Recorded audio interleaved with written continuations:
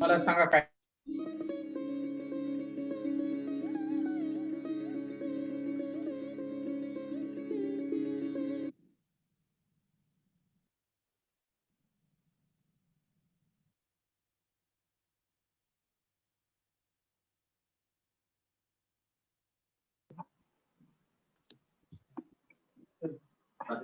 Good afternoon. Good afternoon, everyone. Welcome all. Welcome to the second day, session 1 of 1 week faculty development program on module on curriculum design and pedagogy for autonomous colleges. After 2 fruitful sessions on day 1, we are in session 1 of day 2. Here we are fortunate to have again 2 sessions today. First session would be by Dr. Padma Sarangpani, Professor and Chairperson, Center of Excellence in Teacher Education, Tata Institute of Social Sciences, Mumbai. And the second session will be followed after this. Now I request Dr. Srinivas Bhom, member IQAC of our college, to introduce the resource person. Thank you, sir. It's my privilege to introduce Dr. Padma Sarangpani, Madam. She is the Professor of Education and Chairperson of the Center of Excellence in Tata Institute of Social Sciences, Mumbai. She lead the Connected Learning Initiative, which was awarded the UNESCO King Hamid Award for the use of ICT in education and the development of Center of Excellence in Teacher Education. Her research interests include quality of education, pedagogy, and teaching. Dr. Padma Sarangpani is involved with the National Curriculum Framework 2005 as a member. She was editor of Contemporary Education Dialogue 2002 to 2012. Her recent publications include School Education in India, Market, State and Quality. It is published by Routledge. The other recent publication is Handbook of Education System in South Asia, Springer. Thank you. Over to Dr. Tashildar, sir. Thank you very much, sir. Now we begin our session on knowledge and curriculum.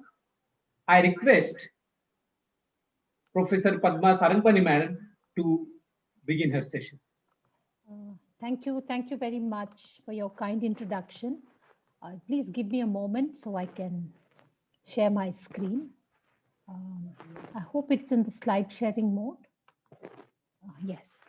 I'm deeply honored to be a part of this important faculty development program, and I'm very grateful to the organizers for having considered and asked me to speak in this important set of deliberations. I understand that this is getting ready to undertake important reforms in our higher education curriculum and pedagogy, so that we are able to respond to some of the important calls that the NEP 2020 makes. So it's in that spirit that I am very pleased to participate in this series and to share some of my understanding and learning with you, and I hope you will find it useful for the deliberations. I do have a presentation and I will be speaking to it. But please feel free to post questions for me in the chat box. Please feel free to ask me to pause and ask questions as we proceed. I will be happy if the session is more interactive. So with your permission, I'd like to go ahead and present to you a little bit on knowledge and curriculum.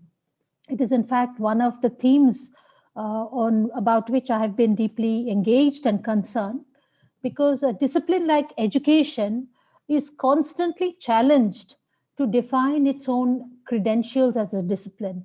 We often have to defend ourselves against other disciplines in the university for why we should be called a discipline, whether we should be entitled to do a master's in education program, whether we are more than a profession. These kinds of questions constantly are directed at the discipline of education and those of us who are members of the discipline of education.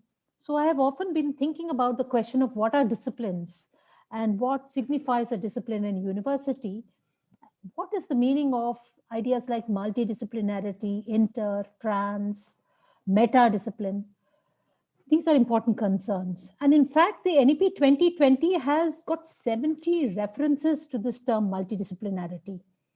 In fact, it is also almost made out that the whole transformation of higher education is going to depend on becoming our universities and colleges becoming multidisciplinary. So it's important for us, I think, to think about what does this term signify? And when there is a call that the curriculum and pedagogy should become multidisciplinary, what kind of requirement does that place for us in the university? So this is really the theme of my talk today. I had an opportunity to think about this deeply because at TISS also we've been thinking about multidisciplinarity. Many of you may know that TISS is an institute of social sciences. So we really have the disciplines of the social science in our university. And the question is posed to us, if we are going to become multidisciplinary, what will that entail? And how are we supposed to grow in this direction? And what changes does it? I'm sorry to interrupt. May I? Yes. Since participants are probably complaining about, the voice, probably it is not loud enough. Maybe you'll need to hold it closer, the microphone closer to your mouth. Yeah, thank you. Is it better now? Is it better? Yeah, better. Okay, better. Okay, sure. So what is the problem according to the NEP? Why is multidisciplinarity presented as a solution? If multidisciplinarity is the solution, what is the problem? And the NEP really identifies two major areas as problems that we must think about in higher education. The first point it makes is that higher education in India reflects fragmentation in knowledge. In other words, very early in our lives, we are compartmentalized into disciplinary groups. I'm sure all of you had to make that choice when you went into PU. You had to choose the science stream or commerce stream or art stream. So very early in our higher education training, right from secondary school onwards, we had to align ourselves with some disciplinary group. So this is the root of fragmentation of knowledge according to the NEP. Moreover, there's this widespread belief in Indian education that excellence requires monodisciplinary focus. In fact, every time a discipline wants to improve itself, it wants a university in its own name, like University of Law, University for Teacher Education, University for Medicine. So it's as if we are monodisciplinary, then we can aim to achieve excellence. And we see this, the government of India extensively funds high-profile science institutions or high-profile technology institutions. And way back in the 50s, a policy emerged in higher education in India of separating research from teaching. So while the central universities and the state universities were all these large multidisciplinary spaces with colleges offering programs, they're multidisciplinary in the sense that they have all the disciplines, but within the university, every discipline is sitting in its own department or in its own school, and students are supposed to sign up for that program and study the program. So this kind of contradiction has been there in Indian higher education. And the NEP identifies this as a problem. It says that it leads to fragmentation of knowledge. In other words, the preparation in higher education is not preparing us to understand the complex issues that are emerging in the 21st century. Now, before I proceed, can you please confirm if you can hear me clearly now? Am I We audible? can hear, ma'am. Okay, Yes. thank you. Yes. Yes. So, what are some of these pressing issues of the 21st century, which the NEP argues need multidisciplinary approaches to think about? In other words, one single discipline is not going to be enough for us to grasp the issues of, say, COVID-19. It's not enough if we're going to only be fixated on medicine. Clearly, there's a lot of social behavior involved. Clearly, there's a lot of management involved in solving complex problems like the spread of a pandemic. We need to understand human psychology. We need to understand group psychology. We need to be able to understand medicine, hard medicine, but we also need to understand social behavior around medicinal practices. So there are clearly multiple issues involved in COVID-19. Moreover, even the response to COVID-19, we have already realized, is not merely a medical response. We are all aware of the impact of a pandemic on the economy, the impact of a pandemic on, say, political structures. Because if the right to assemble is taken away because of a pandemic, then how are we supposed to be active in the political arena? So clearly, something which seems to be a medical problem is much more than a medical problem.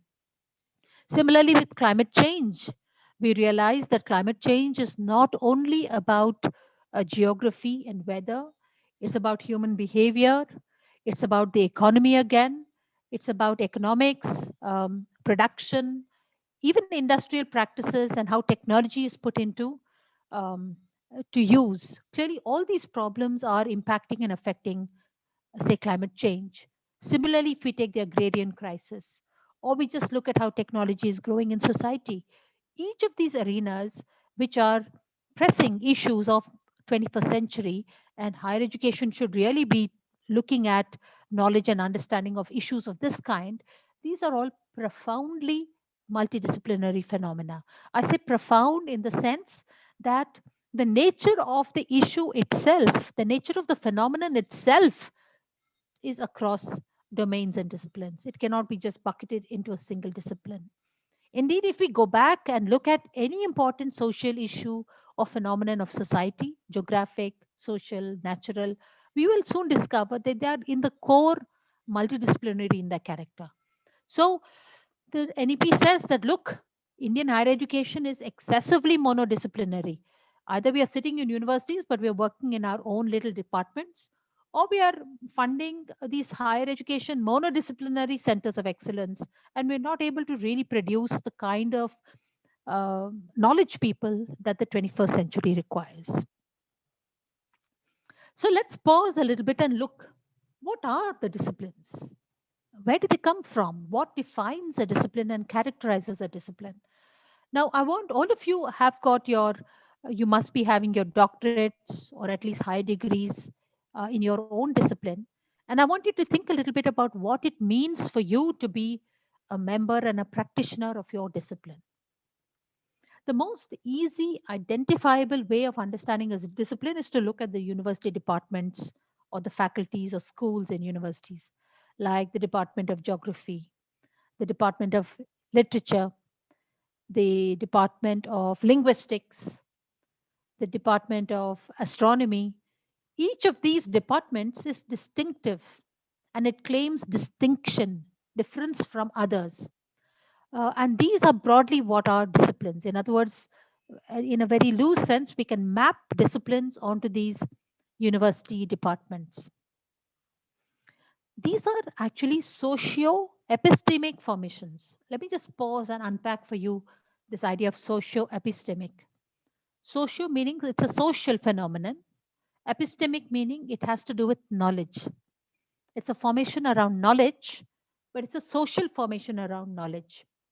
And what happens in a discipline is that a community is formed around a body of knowledge. And this community and the body of knowledge are distinctively identifiable by the objects that they study, by the methodologies and the theories that are used, by the ways of inquiry, and the ways of validating knowledge, each discipline has its own distinctive ways in which it chooses its own object. So it doesn't look at the whole of reality. It looks at some part of reality. It has its own methodologies and theories, unique ways of inquiring and validating knowledge. For example, just think sociology as a discipline. What is its object of inquiry? It's society. What are its methods? Well, actually, sociology today has wide variety of methods. It includes both quantitative study as well as social anthropology, which is participant observation theories. And in fact, within a discipline like sociology, the theoretical positions can be quite varied. We all know these paradigmatic positions of positivism versus interpretivism within sociology. Nevertheless, the ways of inquiry for each of these approaches will be different. The ways in which knowledge has to be validated. For example, in positivism, it is the correspondence to reality, which is the way of validating knowledge. While in interpretivism, it is the how the argument hangs together, which is the way, and triangulation, which is the way of validating knowledge. And needless to say, peer review is the ultimate way in which, so the community itself examines every claim to knowledge and validates it. So basically, a discipline is it's not only the knowledge part of it which is important in a discipline, but we also need to understand the community which is formed around the discipline, which really makes the discipline function and work. This understanding of a discipline as being both the people and the knowledge is an important perspective. And I want you to please keep it in mind as we proceed through this particular talk. Let's pause and first look at the epistemic dimension of a discipline. Every discipline has distinctive conceptual resources, vocabularies, constructs, and theories. For example, the same word may be used in physics, like the word power, and it may be used in history. But the two words have very different meanings when power is used in physics and when power is used in history. Again, every discipline has its own specific vocabularies, which we may not find in another discipline. For example, kinetic is a term which we very much associate with the discipline of physics, and we are unlikely to find it in other disciplines. Like, for example, in history, we would use vocabularies include terms and concepts like feudal or king. And these are not terms and ideas that you will find in other disciplines. So every discipline has its own unique set of vocabularies, its own unique conceptual resources. And every discipline defines what counts as a question and how a question should be answered and how a question should be validated. In fact, when we are all doing our doctoral studies, this is really what we learn. Or I'm sure all of us have struggled at how to ask good questions. Initially we formed a question and went to our PhD supervisor and he said, oh, no, you can't ask the question like that. You have to ask the question in a different way. And we really had to learn how to ask questions in the way in which the discipline finds accepted.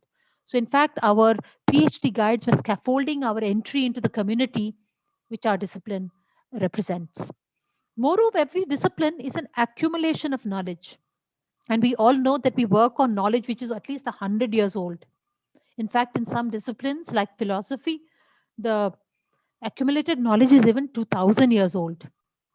So these are very, very long lineages of slow work where generation after generation we refine arguments, refine theories, refine concepts and continue to build on it. So that is where the disciplining comes. We stop thinking like in everyday ways and we start thinking in disciplined ways.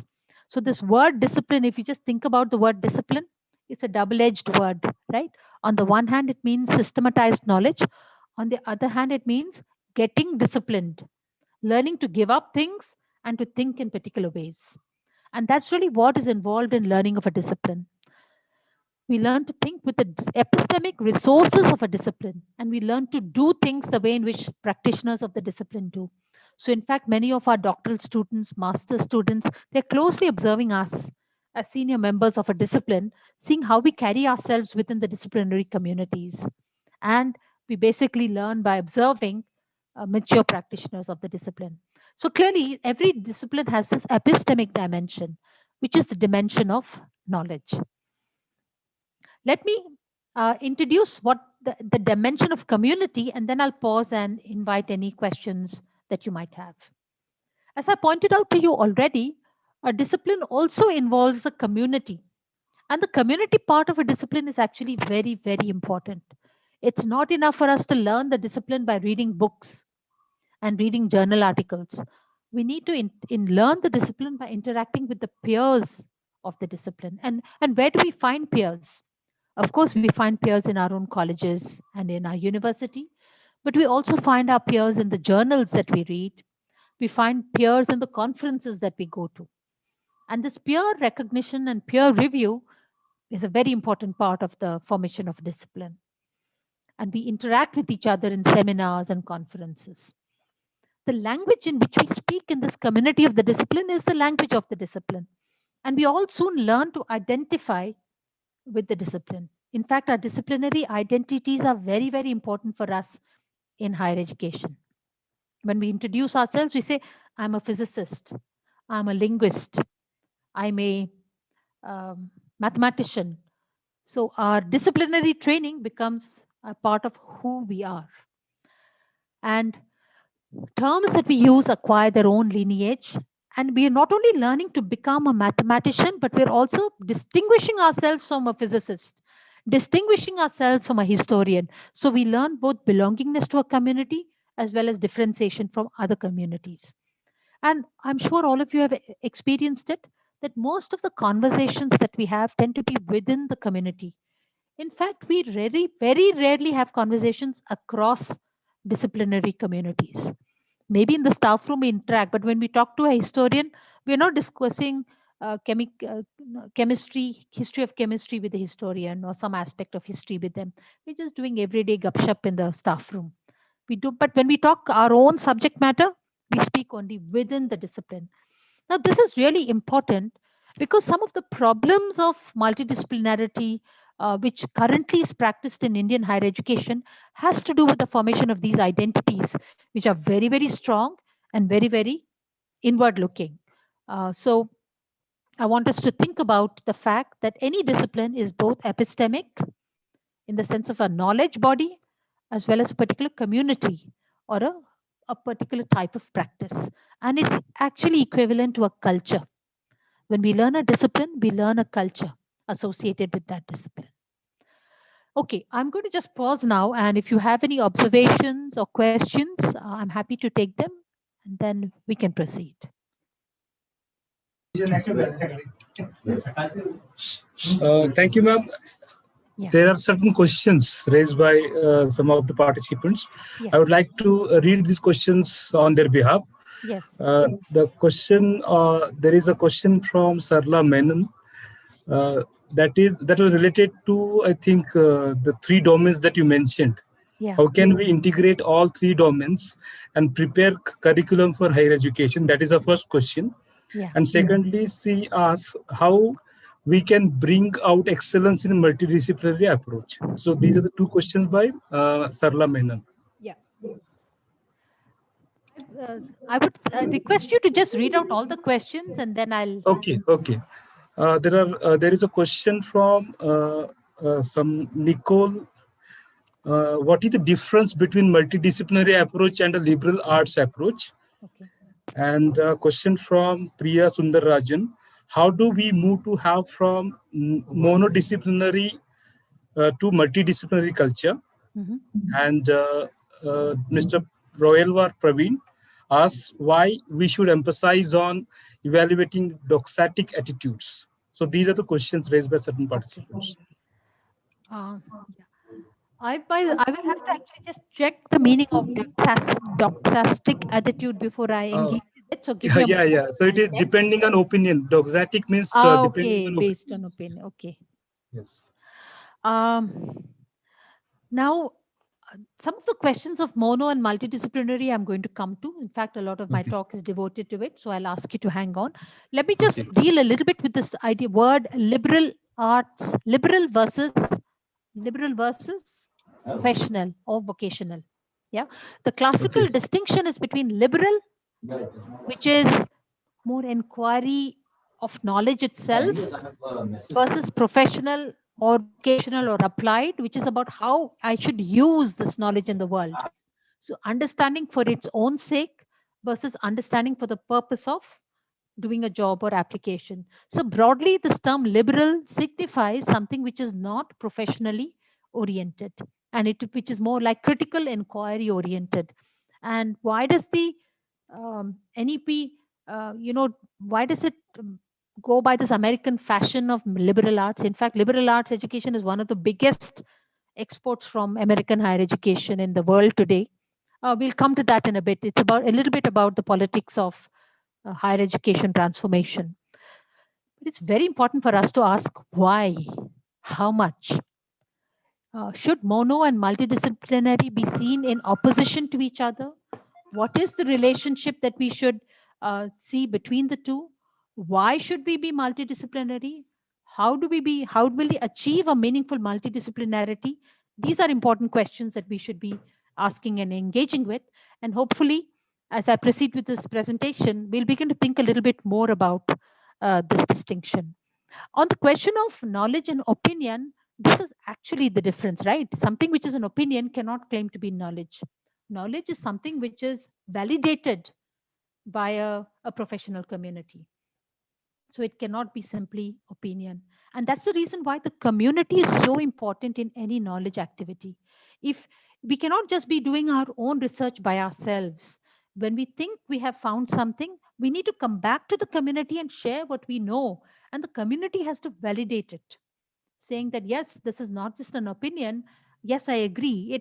It agrees with some other observation that has been made, or it seems to be aligned to some other theory. So this kind of community validation is very important for something to move from being mere opinion and start claiming to be knowledge.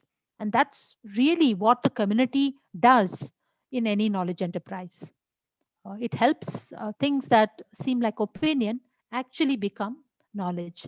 In some ways, that's also the difference between uh, investigating something as a journalist, which is a very important societal activity, versus investigating something as a researcher.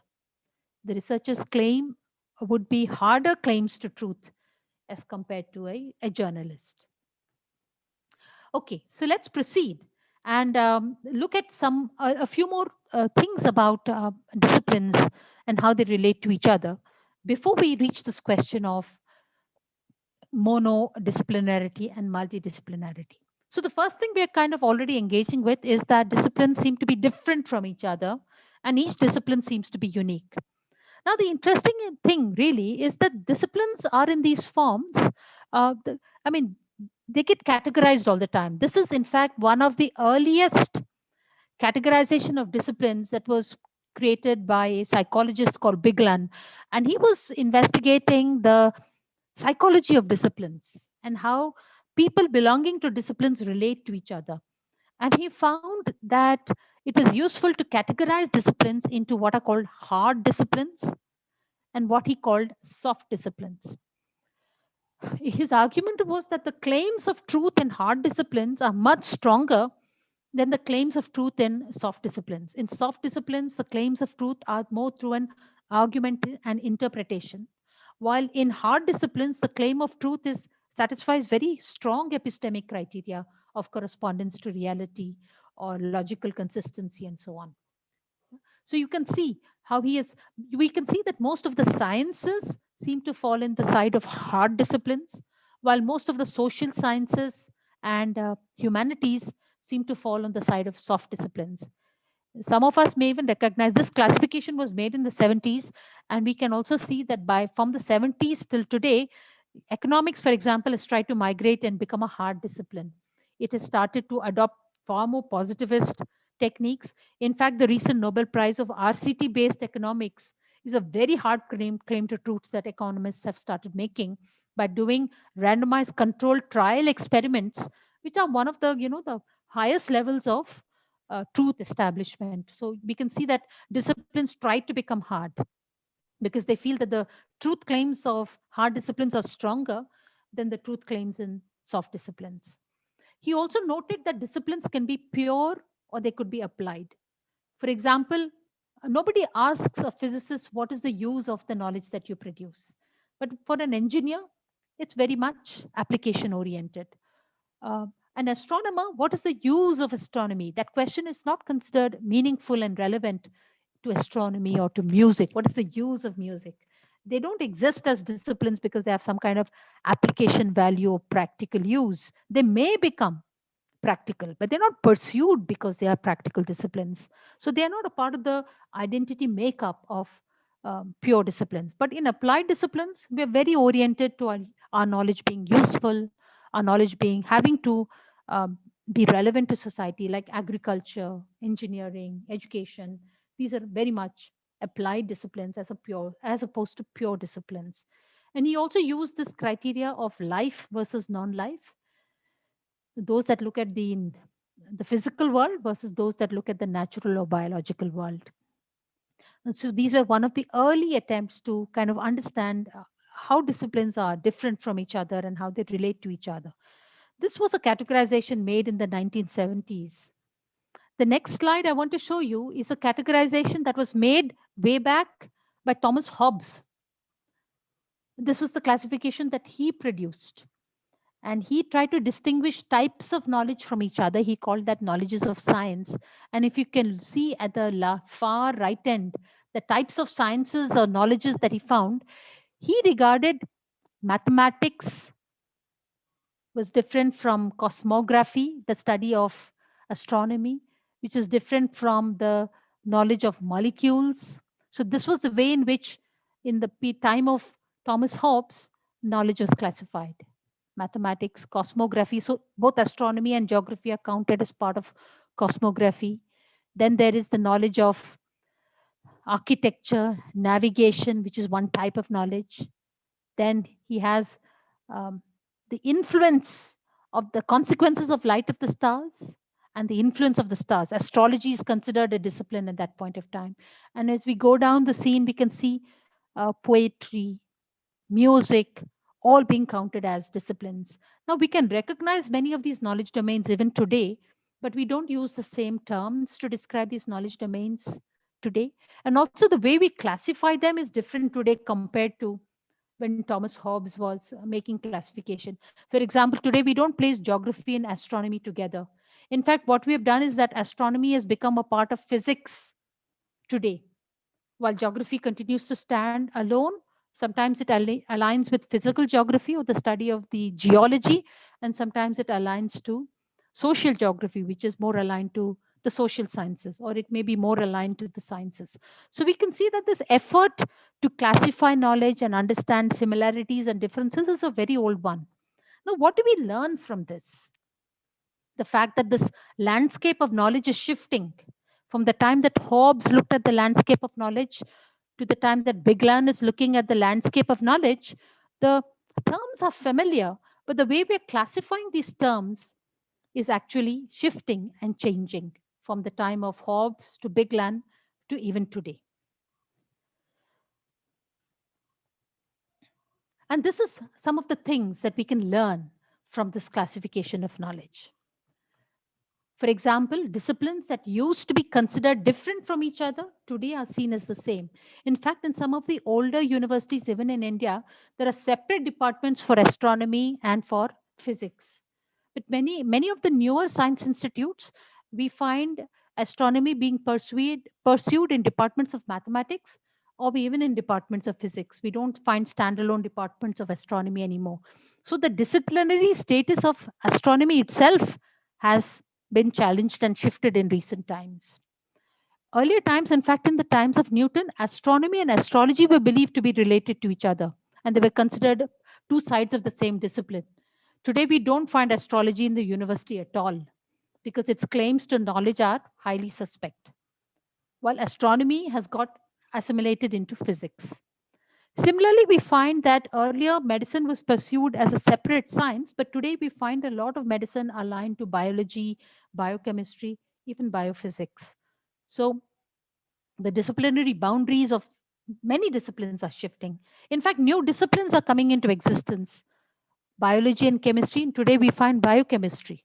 This discipline did not exist in the 1940s and 1950s. We find that linguistics, which was pursued as a study of language, is increasingly being studied by cognitive behavioral psychologists and neuroscientists. Similarly, anthropology is being related to animal behavior, sociology and psychology, many disciplines. So we are finding that really, if we look at the practice of knowledge, we find a lot of dynamism in the disciplines. It's not as if disciplinary boundaries are hard, but theories are exchanging, they're getting subsumed into each other. Earlier, it used to be thought that the theories of mechanics of the stars was different from mechanics on the earth, but today we know that they are the same thing. Today we know that Newtonian physics is just a limit of Einsteinian mechanics. Newtonian mechanics and Einsteinian mechanics are not two different things. One is the limit of the other. We also find that theories from one domain are used in another. And sometimes we even find the objects themselves undergo change and new constructs emerge.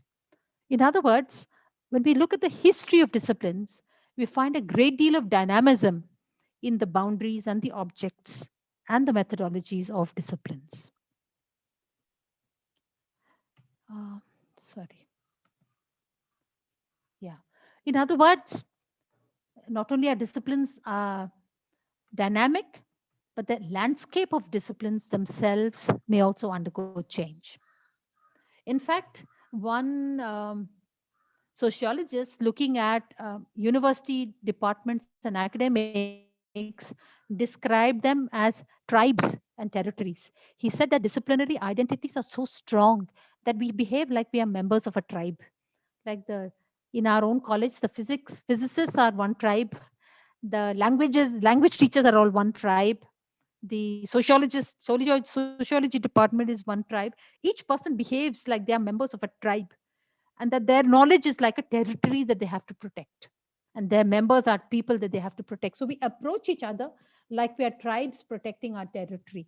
So I want you to just keep that imagery in your mind, because when we talk about transforming the landscape of higher education, we have to deal with this social element of the transformation. It's not enough for us to just speak about the disciplinary formation. Yeah? In other words, we all carry very strong identity markers, and we have strong sense of insiders and outsiders. In fact, um, yeah, sociology studied from Mumbai University are a different tribe compared to sociology studied in Delhi University. They're like from a different tribe within sociology itself. In hard sciences, we find less of this kind of confusion. Like all physicists from all universities will identify with the discipline of physics. So they may all consider themselves members of the same tribe. And every knowledge has its own rites of passage. For example, certain theories and ideas are regarded as absolutely essential that the members of that tribe have to learn. And there's a recognition of who is the authority within the tribe. There's a strong sense of what are the boundaries. And in fact, when recruitment is announced in universities, that's when we see the full play of the tribal identity coming out. Like maybe the economics department needs to recruit somebody for a lot of econometric work. And there will be heated argument whether I can admit a mathematician who's done econometrics into this faculty or not, or whether they should have MA in economics to belong to an economics department. A huge heated department argument on how the qualifications should be described. For example, in a psychology department, there will be huge debate on can we admit somebody with an MA in family studies into the department of psychology, even though we are looking for somebody who understands child development, and that person's from the family studies MA has got a specialization in child development. Still, can we recognize in psychology, family studies? There'll be huge debate and disagreement about it. I'm saying this to you because really, although the body of knowledge is highly dynamic, within the university, we behave really like tribal people, protecting our identities. And how do we do it? Especially by in the recruitment of faculty. And that MA degree becomes the definer. That NET exam becomes the definer. And these have really been issues of how Indian higher education is developed. These issues have become extremely important in defining higher education. And we And when we interact with each other, it's like warfare. Really about resources, about access to resources, about appointments, all these issues. And even though we might find a person with our need in some other department, getting that person to teach in our program is next to impossible, because, oh, the workload won't allow it. Oh, they will bring a different perspective from their discipline into our discipline. Our discipline will become impure if we let somebody from another disciplinary background, but which is aligned to our discipline, enter in and teach in our program. This kind of markers begin to manifest very, very strongly. And these really affect our ability to move across communities. They affect our ability to speak to each other. That's mutual comprehensibility.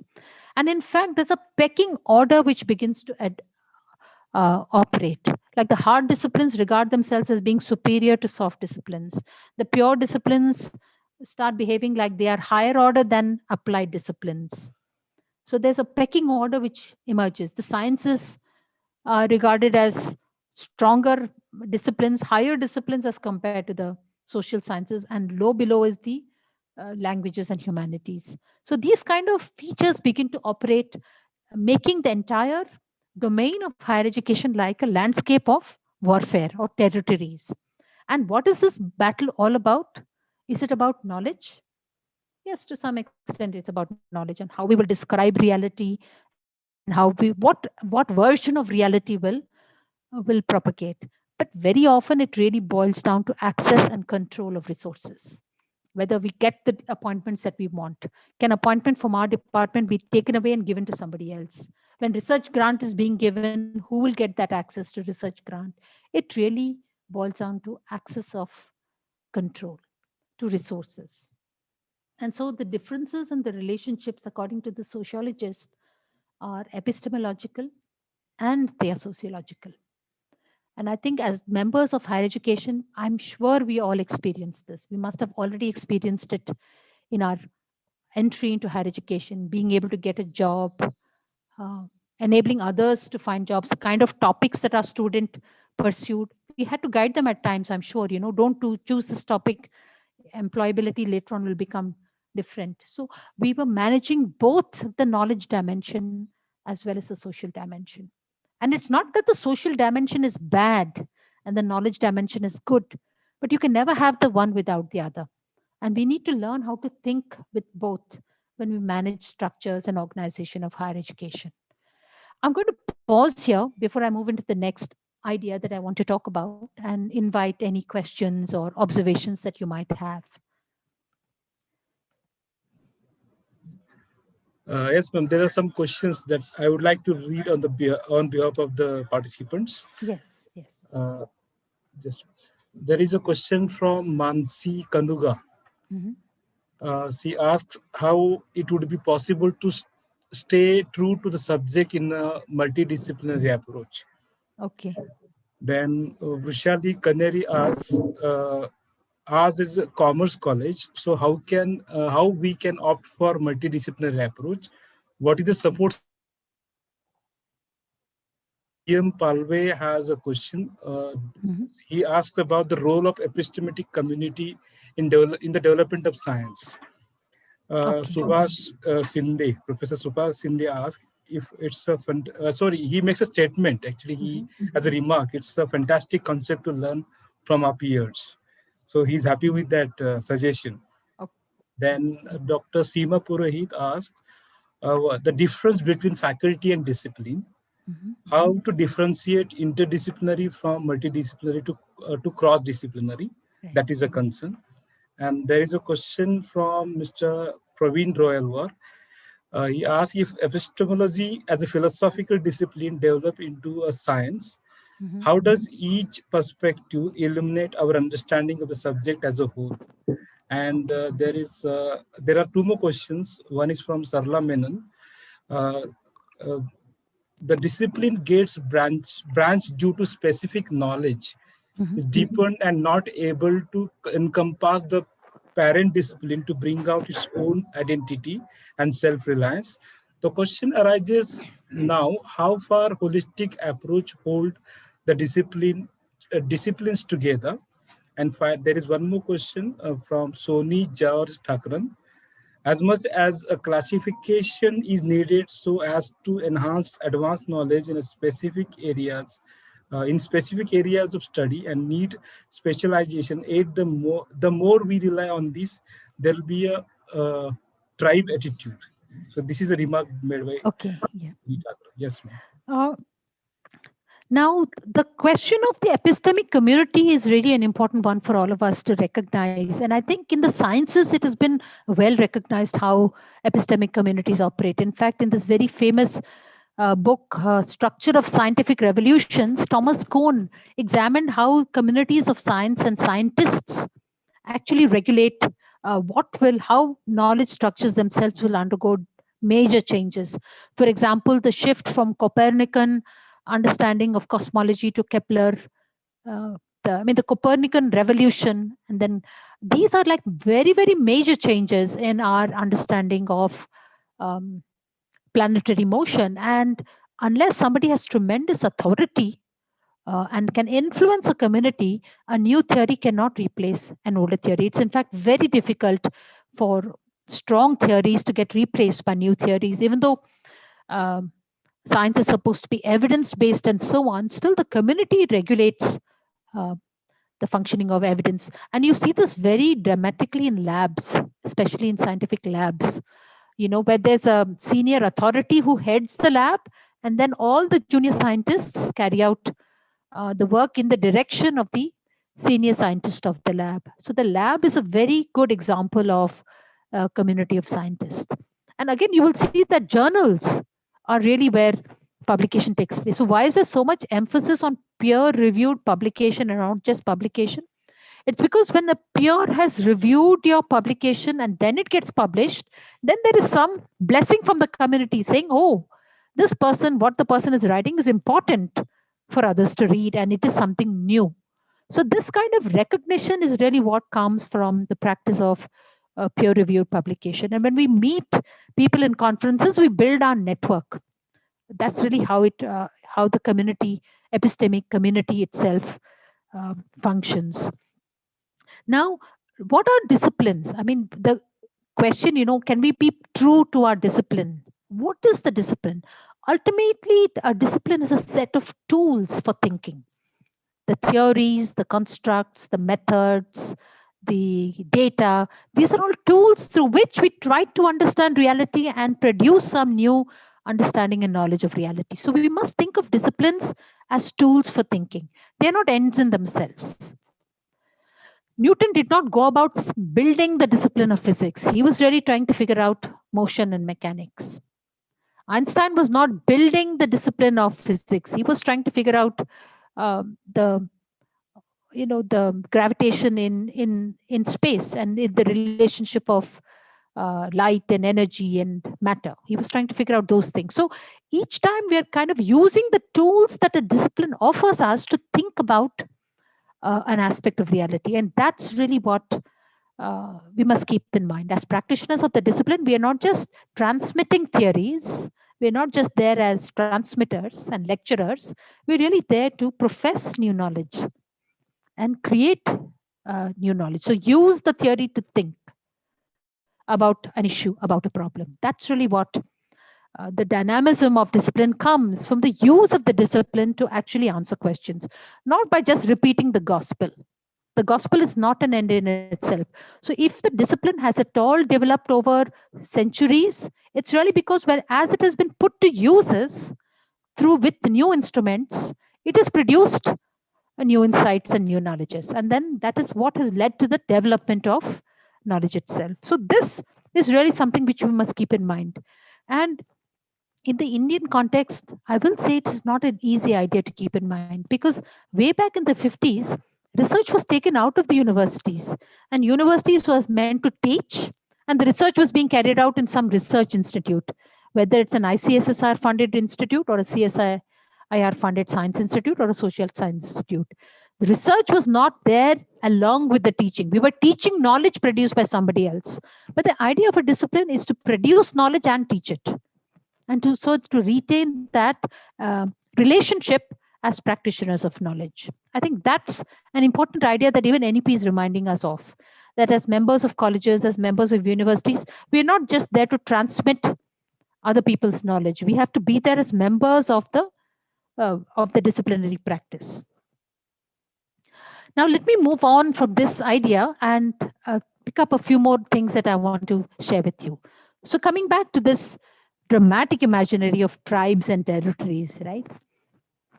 So it's like the whole knowledge landscape is divided into tribes who've all marked out their own territories and they protect those territories. And that's the kind of landscape that we have today in higher education. The other metaphor which is often used is the metaphor of silo.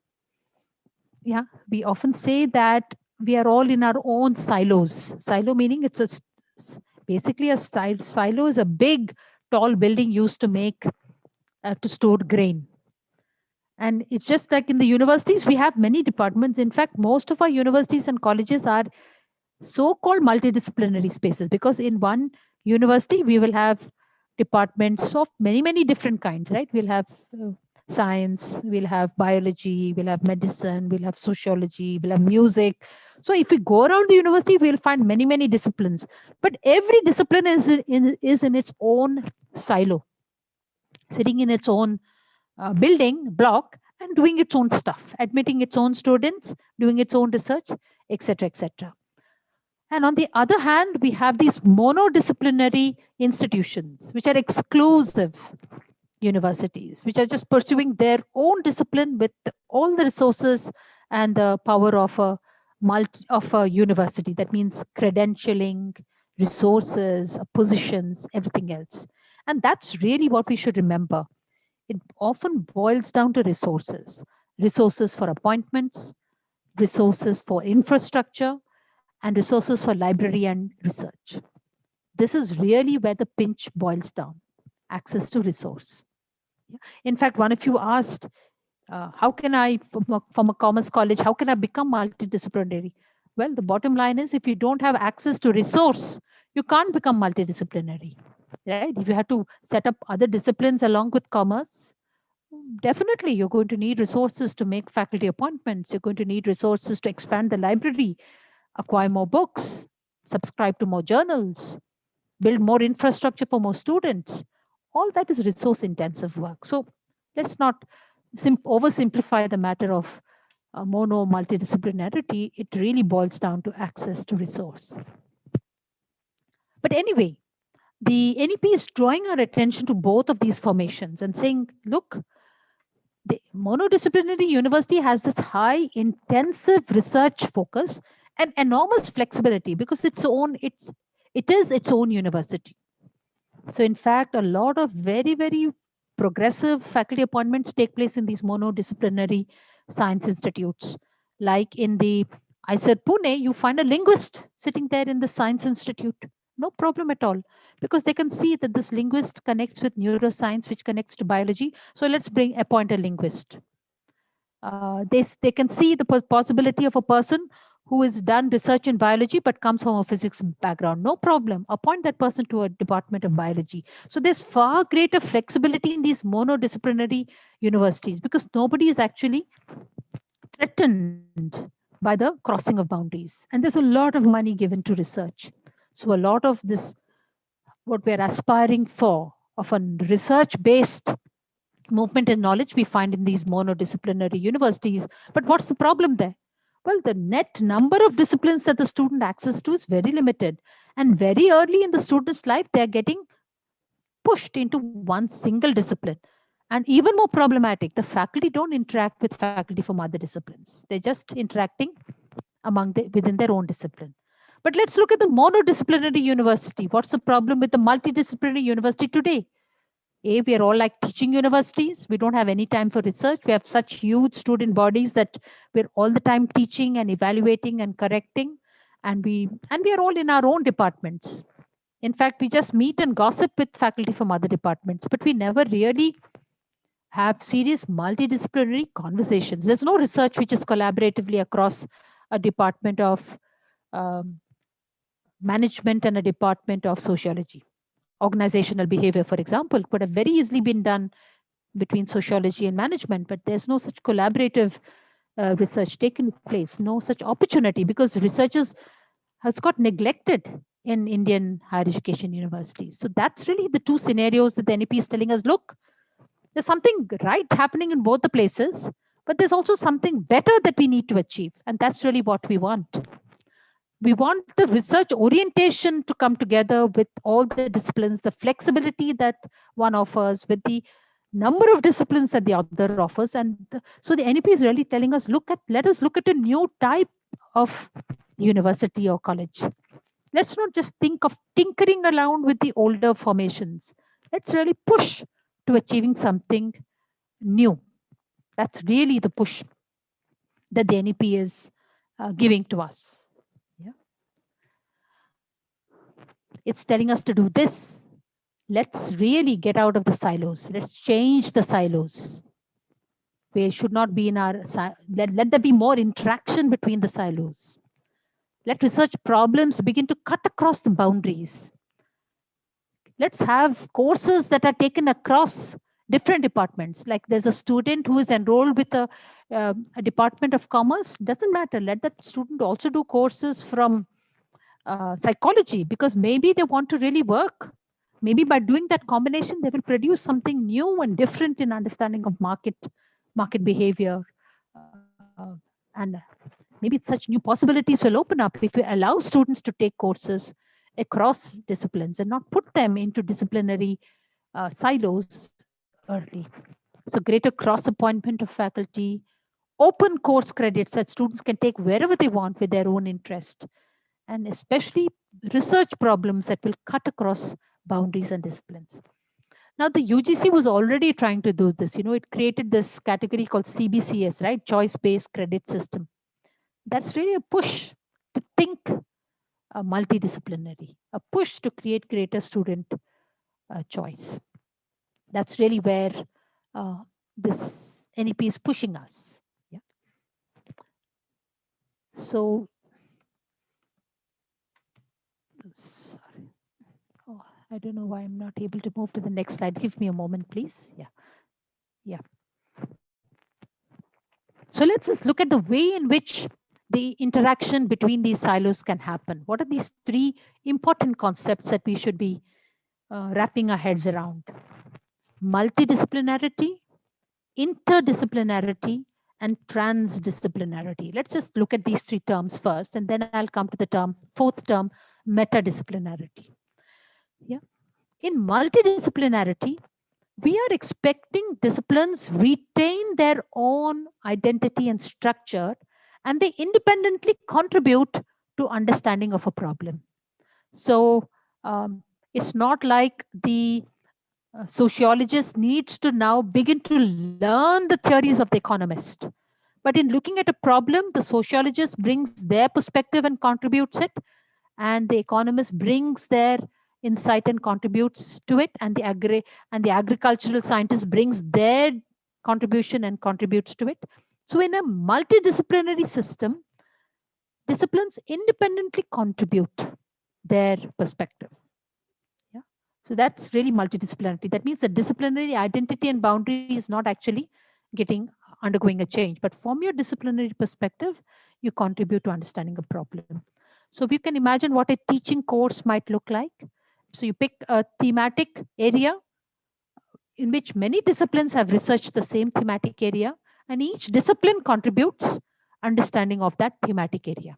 And who puts the ideas together and synthesizes it? Well, it happens in the mind of the reader. It happens in the mind of the student. So in a teaching program, that's what it would look like. For example, one of my colleagues was giving us an example of a multidisciplinary course in which psychology along with neuroscience was brought together along with sociology to understand perception, human perception. So neuroscience, psychology, and literary studies on human perception were brought together to build a new synthetic understanding of what informs human perception and perceptual experience of humans. For example, if we want to understand the impact of dams on the ecosystem, we can imagine a civil engineer, a geographer, and a ecologist coming together, each contributing their unique disciplinary perspective to understanding of impact of a dam on an ecosystem. This is multidisciplinarity. Each discipline remains independent and contributes to examining a problem, understanding a problem, solving a problem. What happens in interdisciplinarity? In interdisciplinarity, methods get blended and new tools, new theories, new perspectives begin to emerge, which are suited to the specific object of research. So in other words, in interdisciplinarity, disciplines really give up their identity boundaries. And there's much greater interaction between the content and the theory and the ideas of disciplines as they work to understanding a particular phenomenon. For example, if we have to look at modern epidemiology or community health as an area, we find that really it is new methods, perspectives, and ideas that may have come originally from psychology but have undergone some transformation, may have originally come from medicine but have undergone transformation. So we have this kind of more complex porosity of boundaries in interdisciplinary interactions of disciplines. What happens in transdisciplinarity? Well, here what happens is that the concepts and the approaches which have been developed in one discipline really get used in some very different discipline from where they were originally developed. For example, Marxism is a good example of that. You know, it was originally developed within economics, but we find it of enormous relevance in historical understanding, in sociology. Marxist theory hugely informs those theories. Similarly, for feminist theory itself, right? Or subaltern theory. Subaltern theory initially emerged from historians, but today we find subaltern theory being used by sociologists, by political scientists. So it has moved outside its own discipline and used in other disciplines. I'll just come to the fourth term, and just introduce it to you. What is a meta-discipline? These are disciplines that are really applying across disciplines. For example, education. Within every discipline, you have ideas of education. So they can they relate to the discipline either from below or from above. Or say mathematics, it's also meta-disciplinary. Take information sciences, that's also meta-disciplinary. It emerges in every discipline. The information science emerges from every discipline. So it kind of works across. Even philosophy is a meta-discipline. It applies across disciplines. So these are different ways in which disciplines can relate to each other. Yeah. I will pause here and take a few more questions from you, and then I will move into the last set of slides that I have to conclude this presentation. So let me pause here and invite your questions. Yeah. Shall I read them together, ma'am? Yes, please, sir. There's a question from Geeta Nair. Which disciplines are included in liberal arts, humanities, and social sciences? What is the difference between these three? Then there's a question from Lalita Malusare. She wants to know how to frame multidisciplinary curriculum and teaching methods. Mr. Subhash Shinde, Professor Subhash Shinde has a remark over your talk regarding the qualification marker. So he wants to know, he just states that the purpose of recruitment, such as type of minimum qualification markers, are needed or not, for the purpose of recruitment. Then again, he asks, at a college level where you get first generation learners, it's very much needed to give more emphasis on teaching learning, and sometimes it becomes quite difficult to promote research among the students. Would you please guide to overcome this problem faced by most of the colleges, mainly in rural areas? Then there is a question from S.R. Puranik. How to get right feedback on multidisciplinary approach? Then Mr. Suhas Khandre asks, where very right, actually makes a statement. He is happy with some statement. Very rightly said, ma'am, research where knowledge is generated should have separate structure from that of teaching where we deliver knowledge. That is someone's innovation. Then Sarla Menon makes a very actually lengthy remark. Can I read it, ma'am? Sure, sir, please. Yeah. A discipline get elevated or demoted by its stakeholders and its application into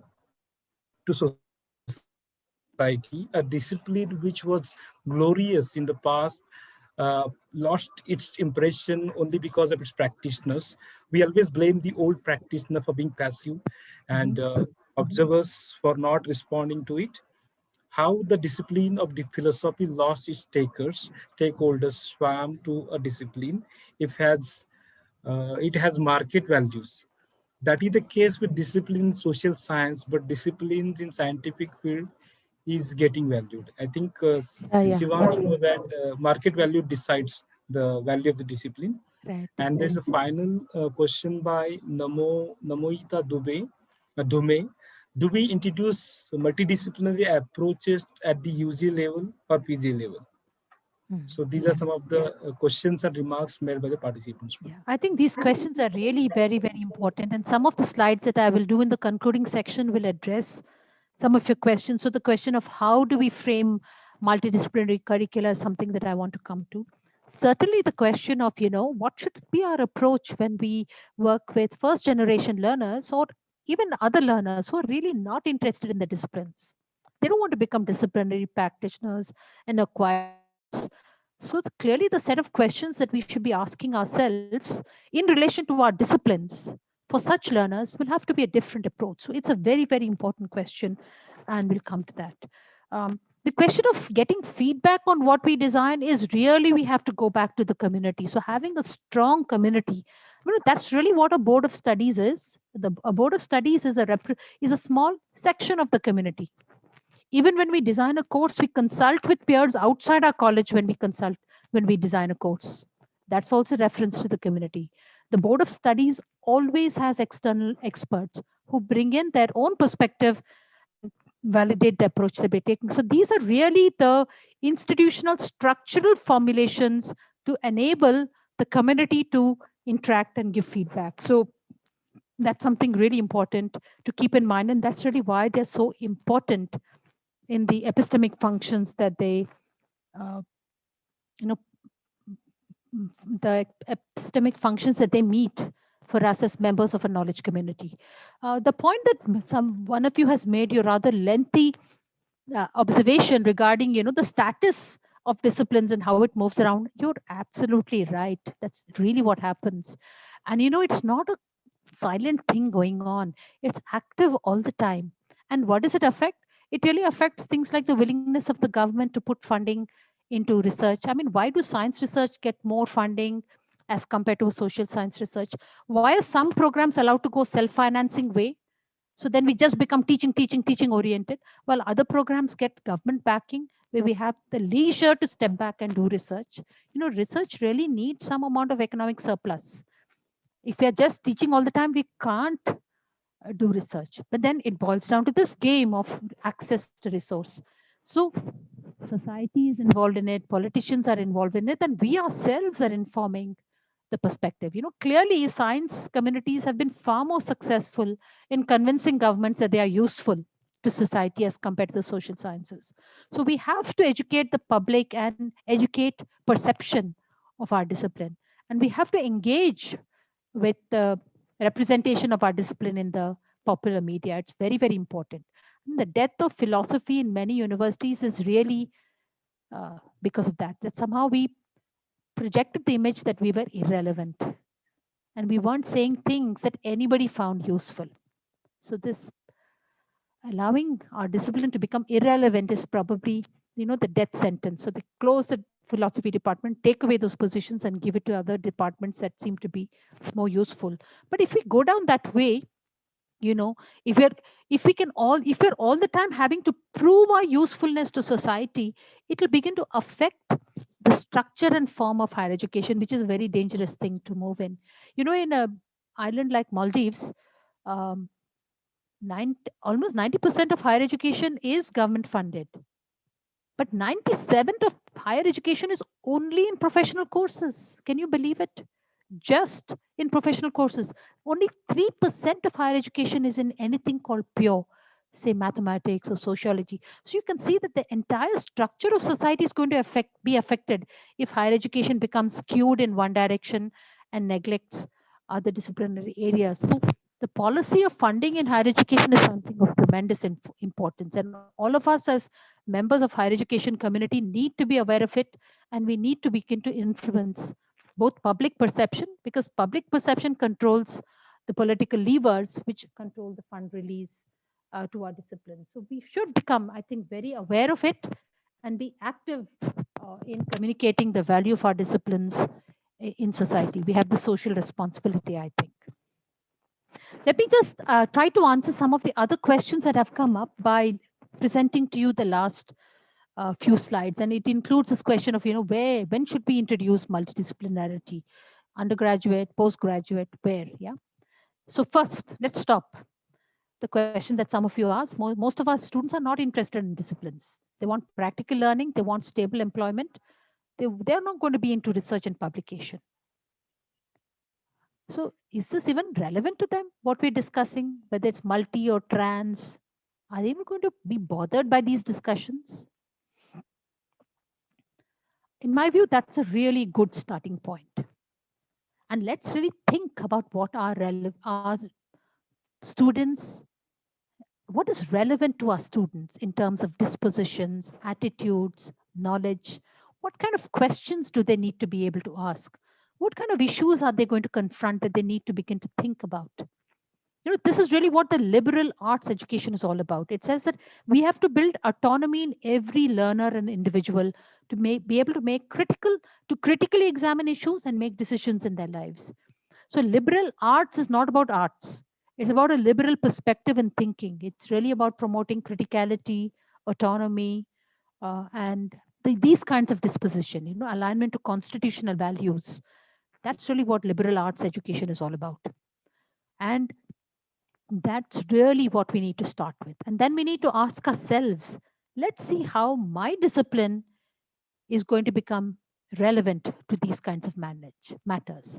If I had to engage with the kind of attitudes and dispositions that my learners need, how from my disciplinary perspective am I going to engage with it? Yeah. Now this question of need is a very, very tricky little idea. Yeah. Students say, I need job-oriented course. I need this, I need that. So the student has a self-perception of their need, but very often we interpret the need. For example, a child may say, I need ice cream, but you may think, I need to educate my child so that their taste becomes more broad. I need to educate my child so that she understands balanced diet. So when a person expresses a need, we don't just start giving the answer to that need. We also interpret the need in our response. So that's really what we need to remember. Just the expression of need is not good enough. We have to interpret and work with that need in relation to our own discipline and see how we become relevant to these kinds of issues that our learners experience. Now you may say, doesn't that mean that our knowledge will become highly localized, highly contextualized? Because, in every community, the learners' issues, knowledges, dispositions, attitudes may actually be quite different. Well, yes, contextualization does not mean that we become any less universal or representatives of our discipline. We really will have to start thinking with our disciplines. We're clearly not just there to transmit a theory, but we have to somehow make the theory come alive for our students and the perspective from where they are. That's really the task. And so we will need time for this. We will need to have time to read, to discuss, and to design courses. And we'll have to update ourselves more. Right now, maybe we are teaching a conventional syllabus which has been given to us, but we will need to be exposed to new ways of thinking ourselves. We will have to read more journal articles, research articles, and our board of studies will need to have the academic capacity to decide on the epistemic worth of what is being proposed, so that it's not just my opinion, but somewhere it also has scholastic validation. we'll have to review our board of studies. Can we make our board of studies a little bit more multidisciplinary as well as we proceed down this journey? And maybe we'll have to think about how we come together as collaborating teams in order to do this. Yeah. So I think we will really have to think about more collaborative course design and team teaching to do it. And this cannot be done in a hurry. We will need to give ourselves time to read, think, discuss before we embark on the journey of how actually multidisciplinary design courses are different from what we are doing today. Some of the questions that we can ask ourselves, how can we enable our students to take courses across? I mean, we will have to ask these questions and answer them for ourselves. I don't think there are any standard answers on what is the proportion of courses that should be in from one faculty or whether it can be designed across all faculties. Definitely the call for multidisciplinarity is saying we cannot postpone it to postgraduate studies. In fact, many people have argued that it is more suitable for undergraduate studies than postgraduate studies. In undergraduate studies, if there is strong anchoring in more than one discipline, then in postgraduate studies, the possibility of greater interdisciplinarity actually emerge. But many of us are trained only in a single discipline. And so we have to ask the question, how can we design such courses? And these are some suggestions that I have, that we may need to team teach and in order to be able to do it. Yeah. The question of evaluation will arise, and we'll have to enter into discussion with colleagues from very different disciplines to understand what are the standards and criteria by which evaluation will be undertaken. In fact, I think some of the talks that you're going to have later in this particular faculty development program are going to present to you some of the methodologies that can be used for constructing courses of this kind, so that you start with what kind of issues and questions do you want students to be able to answer, and then you design from that or to that. So you're very aware of the standards and criteria of evaluation upfront, and then you begin to design the nature of the course. Needless to say, the question of greater discretion being given to the question of faculty appointments and so on is very important. One of you, in fact, raised this question already. And I think, yes, as we become more autonomous, we will need to have far more discretion on what is the right kind of faculty profile that will suit the kinds of needs that we have. And we will need to have boards of studies and academic council that can be far more flexible about adapting to changes that courses need. In fact, multidisciplinary, interdisciplinary courses often need to be redesigned almost on an annual or biannual basis. Most academic councils never revisit course even for 10 years. We're teaching courses, even at TIS, some of the programs that we're teaching, they have not been reviewed for 15 years. But clearly, in a program of this kind, the academic council will have to be far more dynamic and reviewing courses. So in fact, the whole process of approval of courses will have to be devolved to boards of studies, and not every course being taken up at the level of academic council, perhaps. I mean, it will become totally impractical to function with that kind of decision making. And the peer group is important. We'll have to find we'll need to formulate and share our ideas and plans with others. We'll need to find out more about what's going on past innovations in curriculum and pedagogy. And I hope the next faculty development, which is organized, should be sooner rather than later. And maybe just look at exemplar curricula, which are interdisciplinary and multidisciplinary. Just the study of exemplar curriculum. That's really what faculty development can do, because our own imaginations need to be educated. And we need to form a community of practice where we can talk about our pedagogical and curricular experiments. Those of us in higher education never talk about what we are teaching and experiencing to our colleagues. We don't have the culture of doing that, but we need to develop that culture. And we also need to engage much more with our learners and their world. I think the pathway to meaningful multidisciplinarity is going to come when we put our learners in the forefront. Stop thinking from our disciplines and start thinking from our disciplines. Let us look at from our learners, let us look at our disciplines, not the other way around. Let's not see how we are going to adjust our learners to suit the needs of disciplines. let's really ask the question of how are our disciplines going to talk to our learners. Yeah. So thank you. I think that's all I had to say, and I will stop, and hopefully there will be more questions that we can talk about and open up and go beyond. All right. Thank you, ma'am. There are some more questions. I hope you would Yes. like to take them. Yes, I yes. would like to read out those questions. Yes, please. Yes. There is a question from Dr. Suresh Wagmare. He wants to know the major changes expected in tribe-centric university systems under multidisciplinary approach of NEP in years to come. What, I don't get that term, sir. In what centric? The tribe-centric is community-centric. Yeah, maybe. Community-centric. That's important. Yes, Not yes, tribe. yeah. Yeah, and there is a actually he wants Royal War Praveen wants to know your view on OSD, that is the disciplinary perspective on the causes of occupational sex discrimination. Okay. Then there is a question from Dr. Shashikant Chavan, how to manage skilled disciplines in 2 to 3 years. Then Dr. Rupali Gaikwad from Ferguson College wants to know if it is possible to introduce traditional knowledge with modern technology in any curriculum. Smita Reni just makes a remark. Strangely, a discipline like philosophy, as you mentioned earlier, is thousands of years old and age on the decline, and new age subjects like IT and computer science are left at being self-financed and hence not enough research happening. Then Sony George Thakran makes another remark.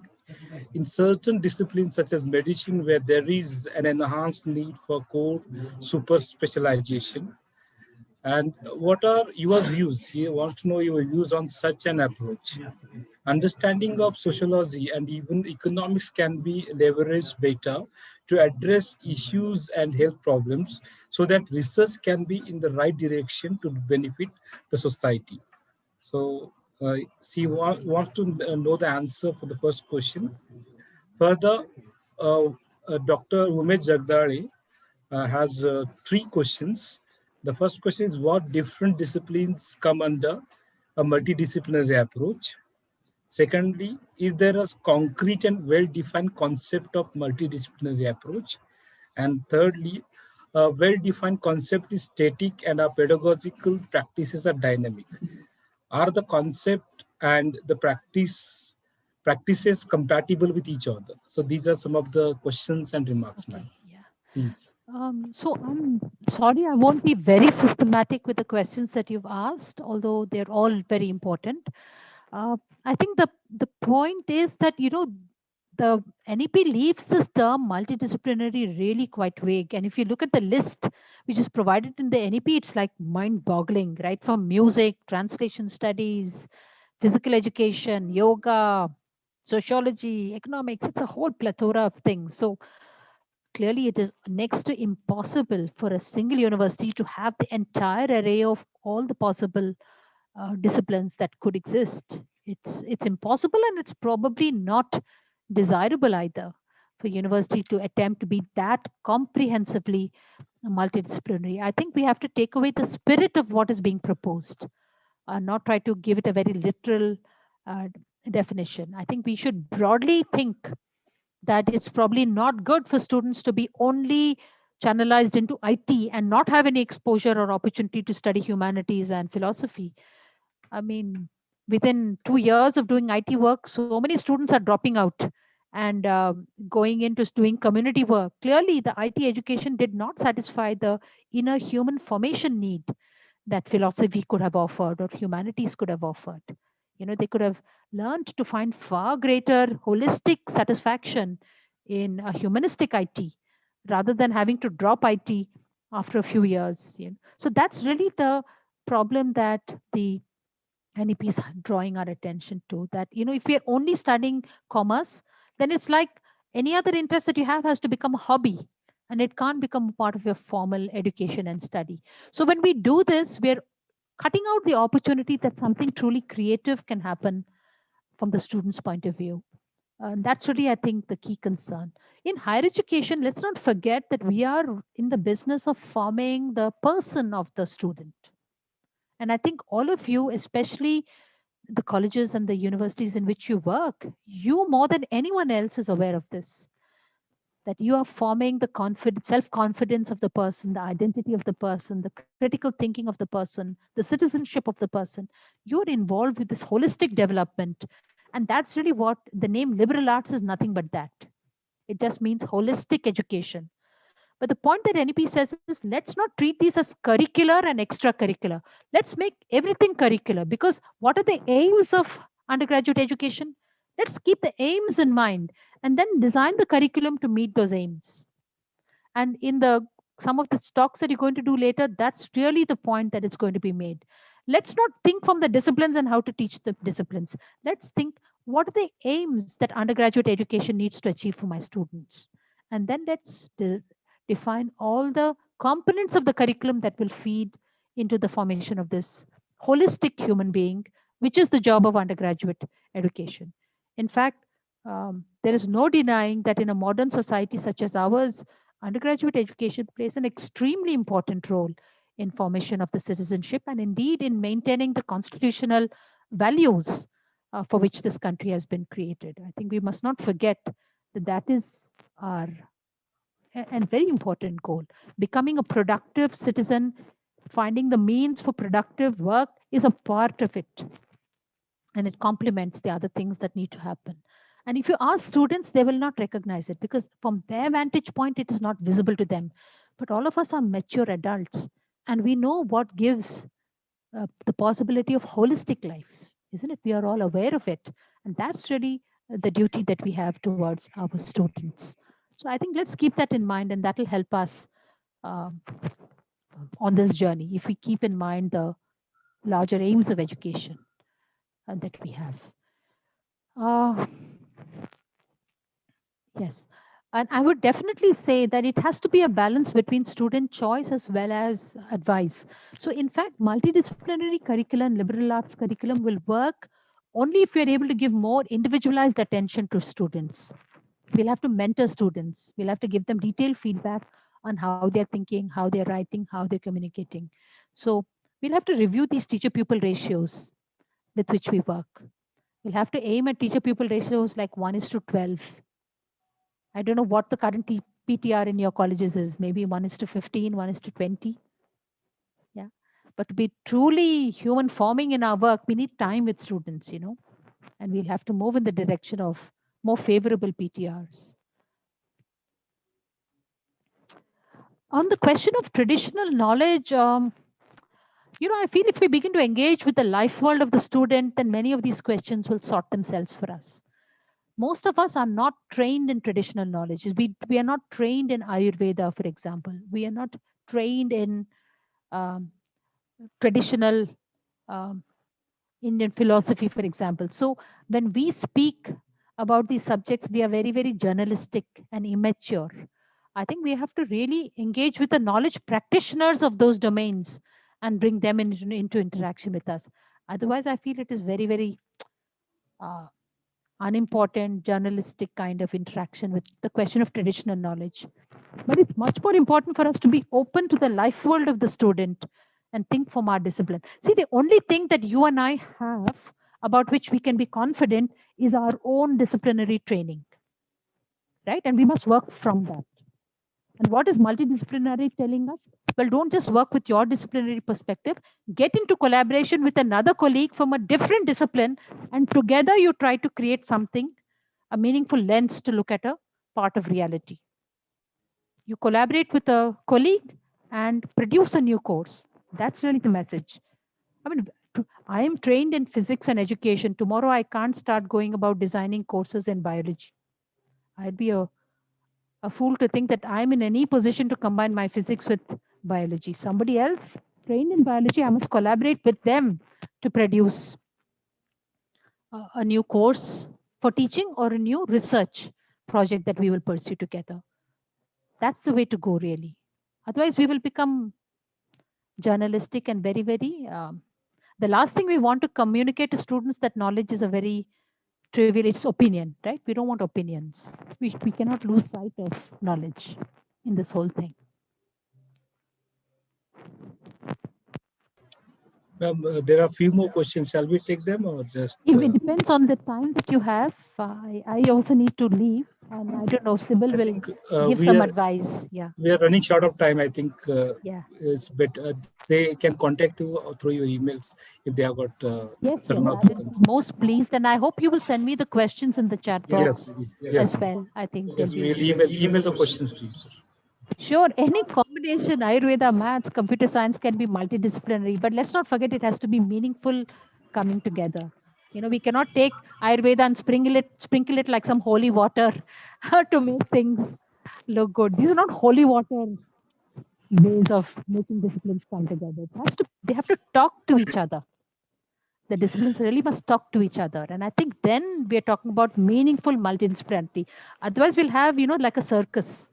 Even whatever we gain, we will lose if we get into a circus. So let's not be casual. Let us not quickly give up our disciplines. Oh, no, no, no. Let's hold on and be confident about what we have and move from that with a lot of caution and discussion.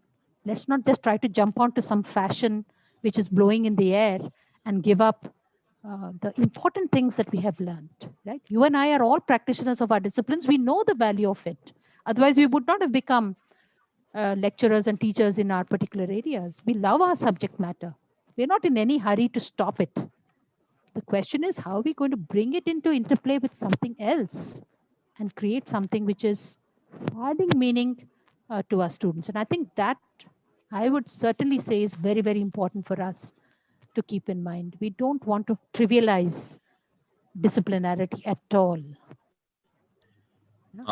Thank you, ma'am. We also have Professor Sybil Thomas and Professor Maithili ma'am with us right now. So how do you see it, ma'am? Thomas ma'am or Maithili ma'am, do we stop the interaction right now and go ahead with the activity task? Or shall we go ahead with the question and answer? Few more. Maithili is there. Maithili ma'am, Professor Maithili. Okay. That also depends on. Yeah, I'm here. Please go ahead. We'll go ahead then with the discussion, Maithili, or should we break into for the groups? No, before we break into groups, let us please give instructions as to what is to be done in the group, and then we can break into groups. Please go ahead, Professor Sybil. Okay, ma'am, Thomas ma'am, just before we go ahead with the activity task, I would now request Professor Dr. Sandeep Arote sir to propose the vote of thanks for this session. Okay, good afternoon all. On behalf of IQAC Sangamner College Sangamner and the entire supporting and sponsoring organization, I extend a very heartily vote of thanks to our resource person, Professor Padma Sarangpani, for sharing her findings and opinion with us related to mono, multi, and interdisciplinary approaches with several examples. We are really enlightened with your knowledge and presence, ma'am. Thank you. I am also thankful to all the dignitaries present over here from RUSA-TISS and Sangamner College. Finally, I would like to express our sincere thanks to all the participants from different autonomous colleges. Hope you all will actively participate in the remaining sessions too. Thank you. Thank you, everyone. Once again, thank you. Thank you, Sarangpani ma'am. Yeah. Here now, we move on to our next session. In the previous session, we have seen the comment and the reflection on disciplinary boundaries by Padma Sarangpani madam. And one of the things she has talked about is we have to work in peer groups. We have to think of working with or collaborating with faculty from other disciplines. Here we are at such a moment that we have to break disciplinary boundaries. And I want to say that we are at here we may say that there is something that doesn't love a war because we have disciplinary boundaries. But when we come across, it may take some time to break the shackles of the disciplines, and we may say good fences make good neighbors, because we are confined to our subjects, we are confined to our disciplines. Now let's move on to the next session, which would be hosted by TISS Center of Excellence in Teacher Education.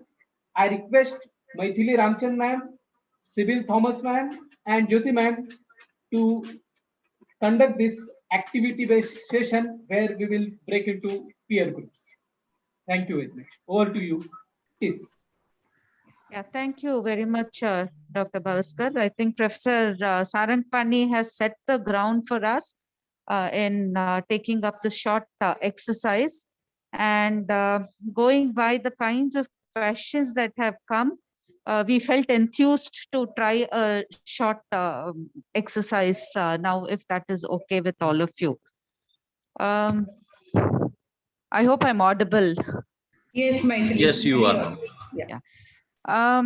So the task is now for us to look, explore in groups whether we can try and think in terms of multidisciplinarity.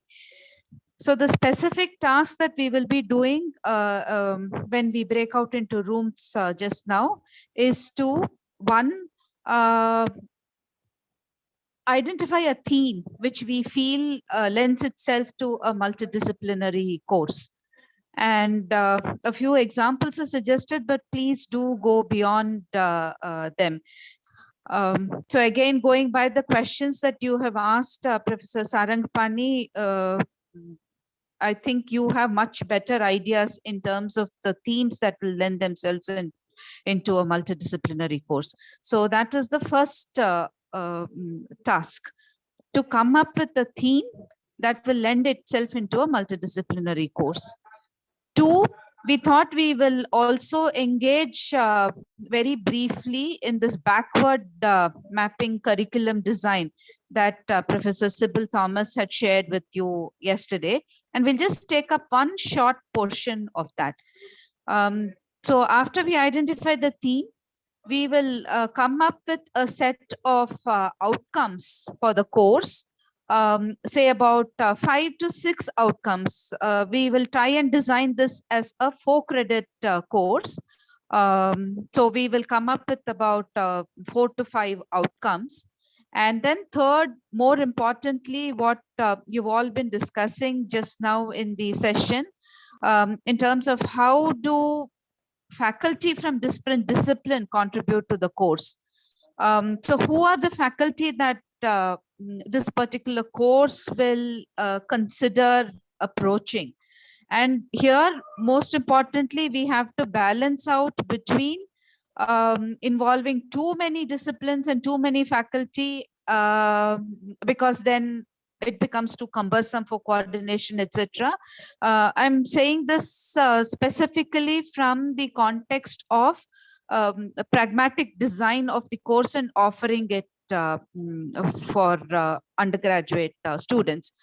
So be it in a BA program, BCom program, or a BSc program. So task number 1 is to identify a theme. Task number 2 is to come up with 5 or 6 outcomes for this multidisciplinary course that we think we can offer to our undergrad students. Task number 3 is to identify faculty who will be part of the program, who will we reach out to, and basically thinking through briefly the processes that will be required to offer the course. One is, of course, the curriculum design. 2, the kind of approaches that we will take to teach the course. And 3, assessment mechanisms. So these are all the points that you have raised in the questions in the previous session. I hope the task is clear, and for each group, I would request the organizer to please share these 3 questions on the screen so it becomes easy when the groups meet individually. So is that possible? Dr. Pingle? I'm just trying to look into it. I'll first repeat the questions you said. No, we'll first identify the theme, right?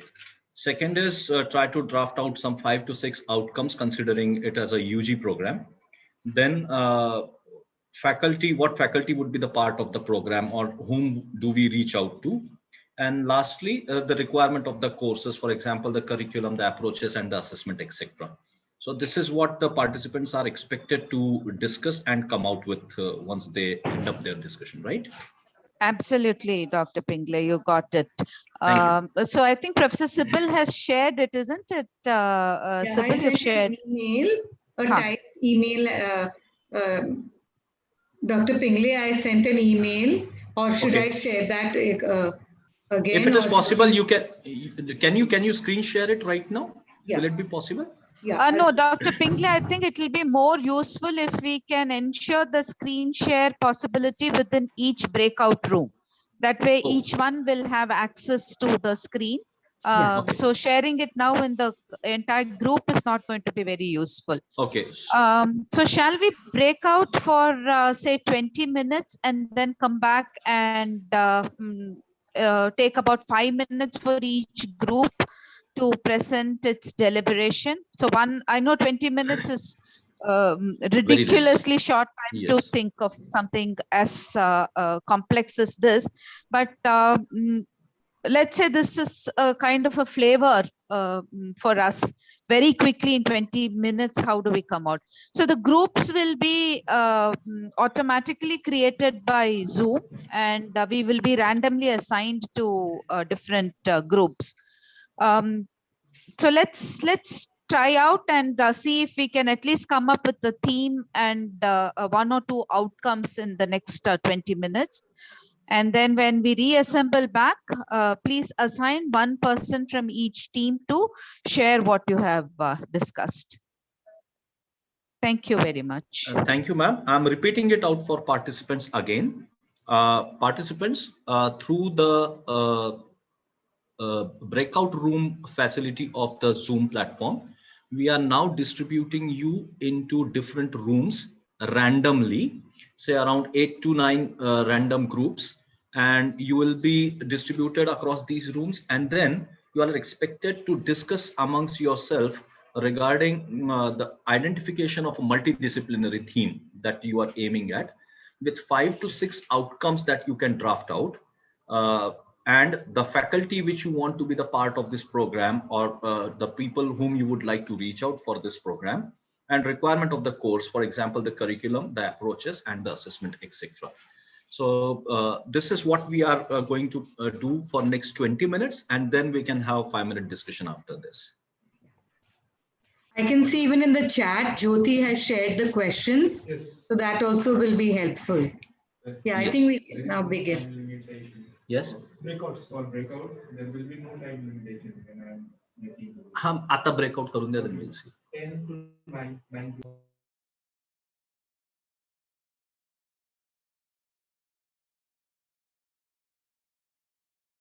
6 group will be all right. 6 groups. Sybil ma'am, 6 yeah, groups. I think 6 should be good. Yeah. Okay. Okay. Okay. Fine. Yeah.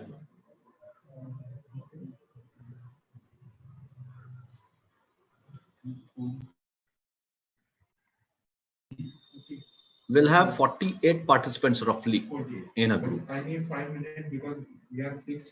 I have to assign. Yes. Okay. So, have you broken out the rooms? Yeah, but not allowed everybody to go to the group. I just want. Okay, 20 minutes. I will make it.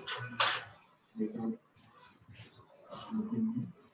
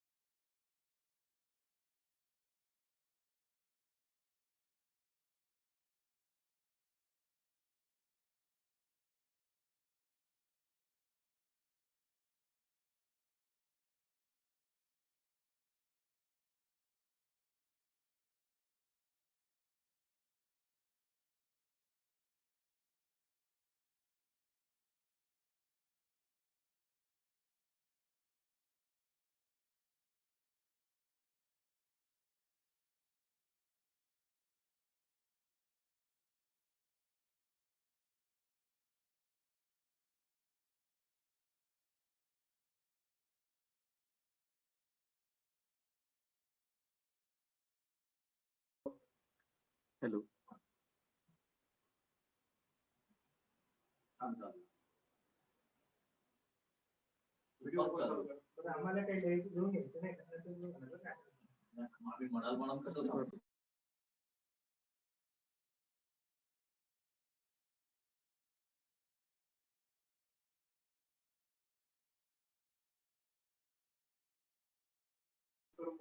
Hello. All participants are requested to accept the breakout room request and move to the respective rooms, please.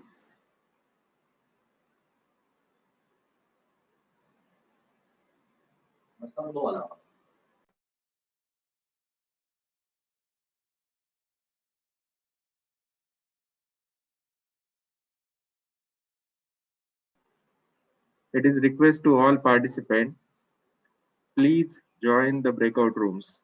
The message is flash on your screen. Please click and accept it.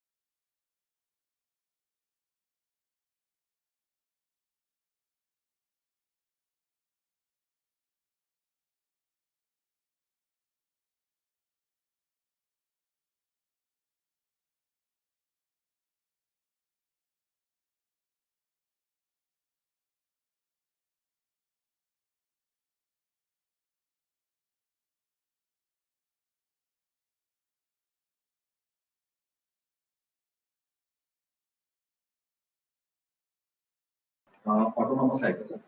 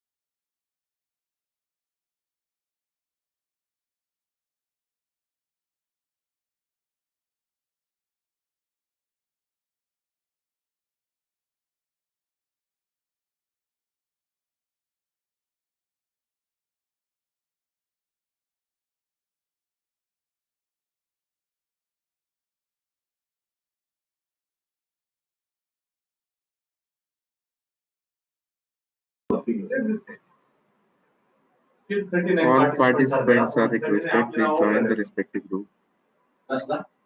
There are 38 participants still not joined the group. It is requested to join the respective group. The message is flashed on your display.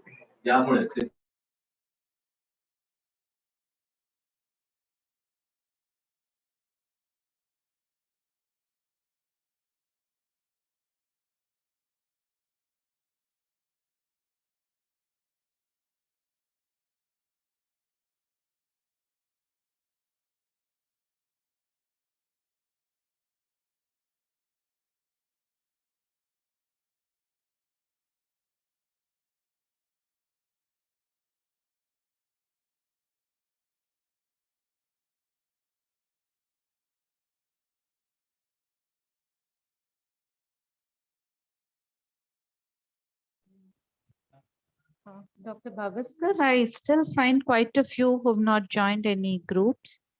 Did they opt not to? No, madam, I am making multiple time requests to join the respective groups. I don't know why they have not joined. No, I'm trying that's to okay. reach them. But I just went into all the groups. I think discussion is going on really well.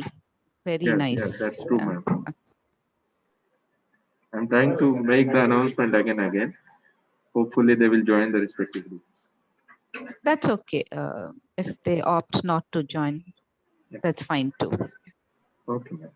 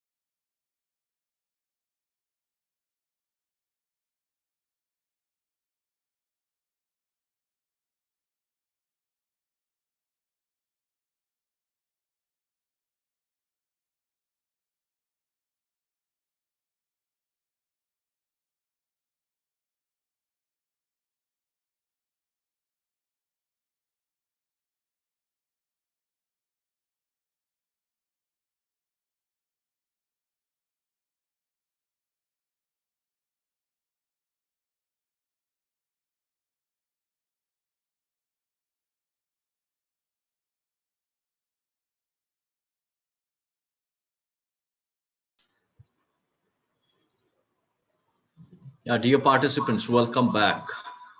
There are many more who are coming back now. Let them get back into the room. Some 100 people have gotten back.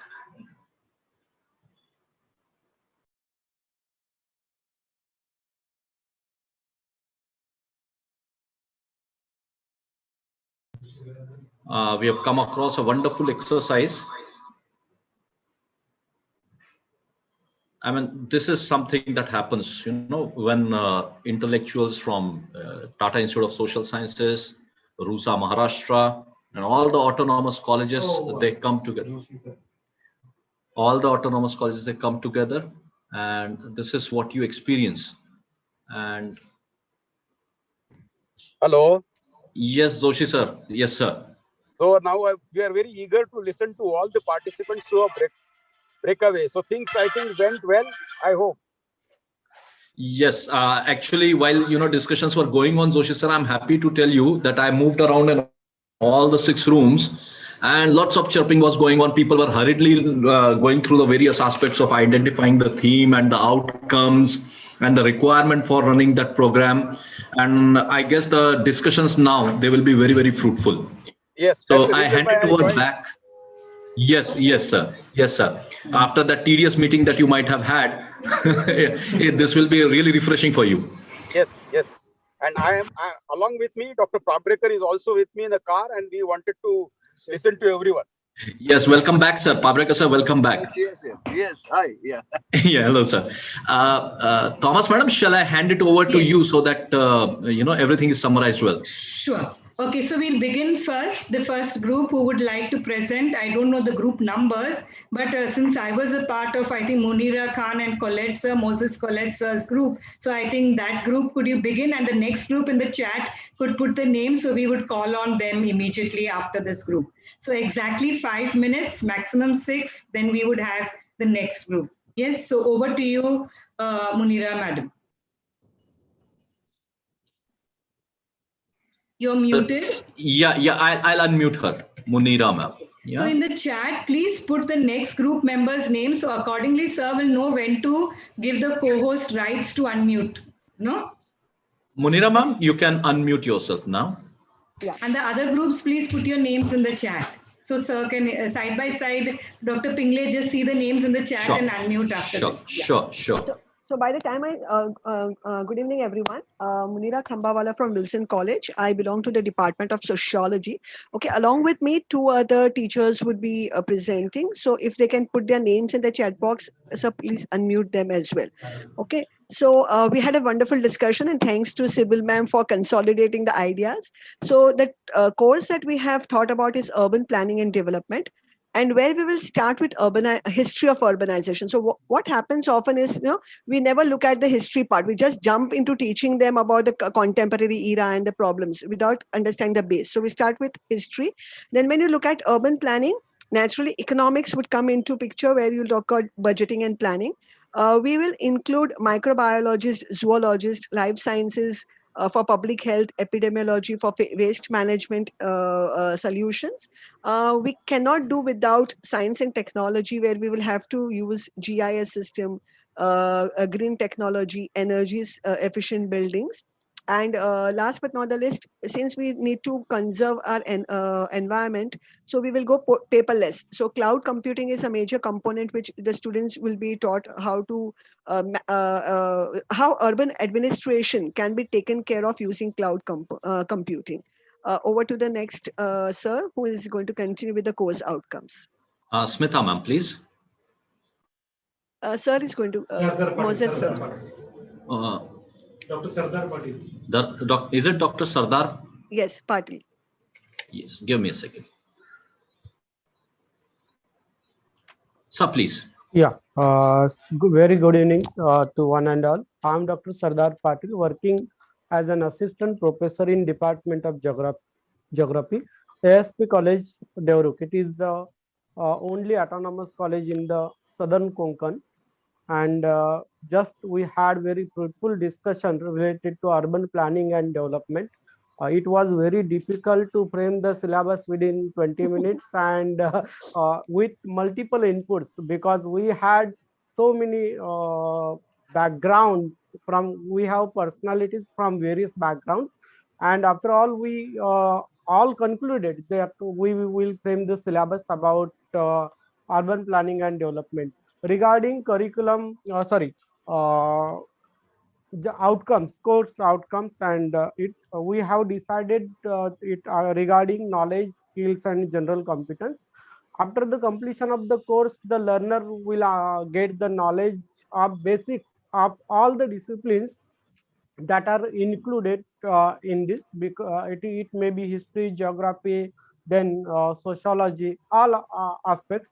It will be a part of the course outcome, learning outcomes, and also course outcomes will be deeper because it will have um, approximately 3 or more courses, and one course will have learning experience, that is a field project or project work that he has to submit a report on urban planning and development. In terms of skills, the planner, I mean a learner, will understand how to incorporate all these aspects, and use the modern technology like cloud computing, GIS technology, remote sensing technology, and other technology for better planning of the city.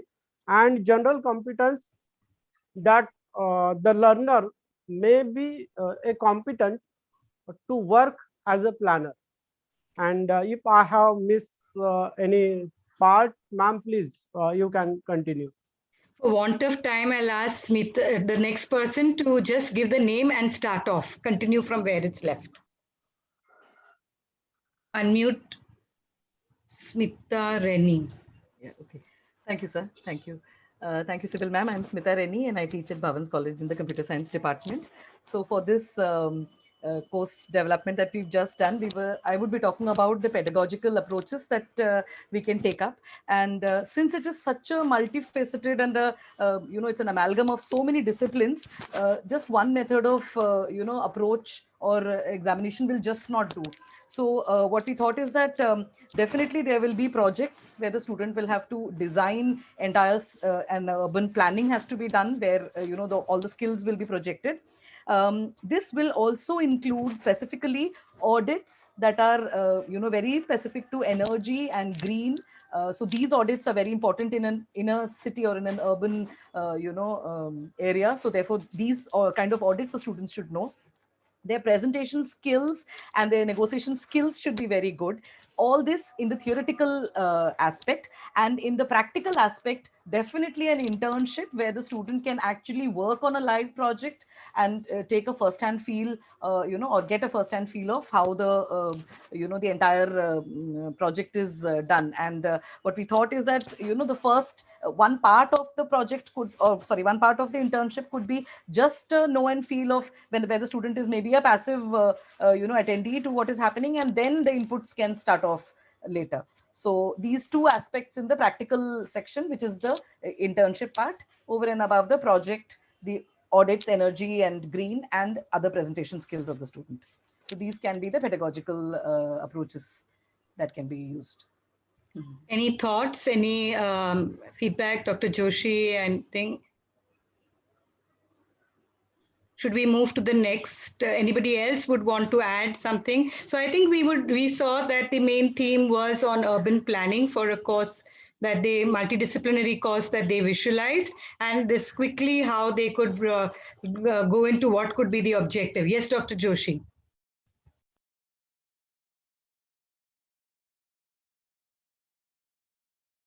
Sir is muted. Can somebody unmute, sir? Dr. Joshi. Yeah, thank you. Thank you. It was wonderful to listen all three participants. Only what I feel the next participants, instead of describing what you want to do, I think there will be single liner. So that what is the course outcome the learner can do, or instead of describing it, I think the physical sentence will help. So that I think the pointers will help instead of describing what you're going to do. I think that if we can manage in the next session, it will be great.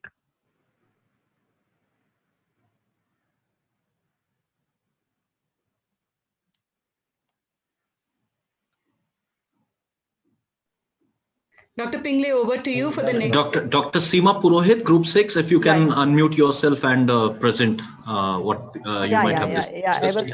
I was mentoring the Group 6, and the theme which we have identified is the biotechnology UG course to make it multidisciplinary.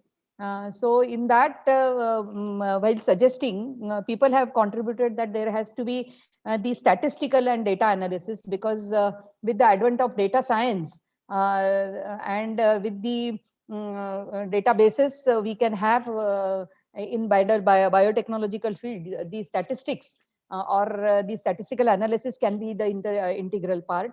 Then with the advent of COVID-19, we can have the new innovations we can have. So patenting, IPR and copyright, so which comes under the intellectual property rights or law, it can come into the field. Because the biotechnology includes the vast applications towards biodiversity, climate change, then other elements, it can be connected. Even the sustainability components, sustainability development goals can come into it. Then there are some agricultural science practices which are developed along with the biotechnological course, say for example green biotechnology and so on. So here biotechnology can have their own indigenous processes. So students can learn this. Besides that, when it comes to preparing the proposals, you require a commerce aspect also, because there are a lot many things we have to collect, or the commerce behind, or export import kind of concept, or the commerce behind the biotechnological proposals, he will come to know.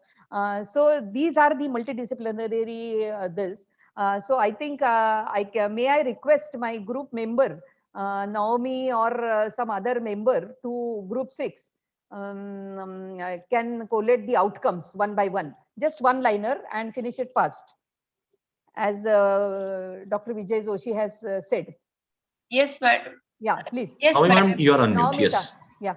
Yeah, I would like to add the course outcome would be entrepreneurship. At the UG level, you introduce that segment of entrepreneurship. Yeah. Over to you, Prashant sir. Prashant sir, over to you. Or you yourself can say one by one outcomes. Prashant sir, you can unmute yourself. I have unmuted from my side. Prashant sir. Prashant Shah sir. Yeah, no, host is not allowing. Is it? Okay. Yeah, one of the suggestion was given that after completing this course, students will able to do the analysis, statistical analysis, and do the presentations, graphical representations of the data. That is what the outcome of this course, one of the outcome of this course. Okay. Doing the statistical analysis of the data. Yeah. Anybody else? Yes. So if there are comments from the experts, Sibyl ma'am or Joshi sir, they can become the practitioners. Like in IPR office, they can work, because extensive treatment is given over here. So they have the chance of becoming the patent officers. Okay, so yes, that was so with regard to this course, the two objectives, and I'm sure as time and discussions evolve, you all would be able to come up with more objectives with regard to this. Yes, if Dr. Joshi has any suggestion. Urmila wants to say something. Can you unmute her? Urmila wants to say something. Urmila ma'am, you can unmute yourself. Yeah. Yeah, good evening. Actually, I was a part of the discussion, and I believe before I think it was timed out. So before I could hear all the POs, I was out of the meeting. Actually, we had a very nice interactive, points coming in from Purohit madam and even Prashant sir and many others in the group. I guess more or less one program outcome which I had mentioned last at the end was to use the investigate and analyze and evaluate all the theories and apply it to the real business or general real world situations. So that basically comes out as one of the important Outcomes. objectives, and outcomes. Yeah. Yeah. So I just wanted to add that. Thank you so much. Okay. Yeah. That's it from our side. Okay, thank you. Thank you so much. I think each one of you have really added to the richness of the discussions. If Dr. Joshi would like to say before we move to the next group, or we can take two groups together. Please go ahead. Next group, please. Yeah. Priya Sundararajan, madam, you are unmuted. Group 1. Yeah, group 1, we had Usha madam and faculty from various different fields. So that gave a very good flavor to the group, the topics that we were discussing. And after brainstorming, we came up with entrepreneurship and public health as the main theme. And then we were looking at some outcomes. So we thought after completing the course, the student should be able to have employability in various tech sectors of the healthcare industry, should be able to be sensitized to study the societal needs, should be understand the well-being of the environment, and should ensure sustainable practices. So that were one of the main outcomes. And of course, this being a course we thought where the students will have complete employability in the various fields.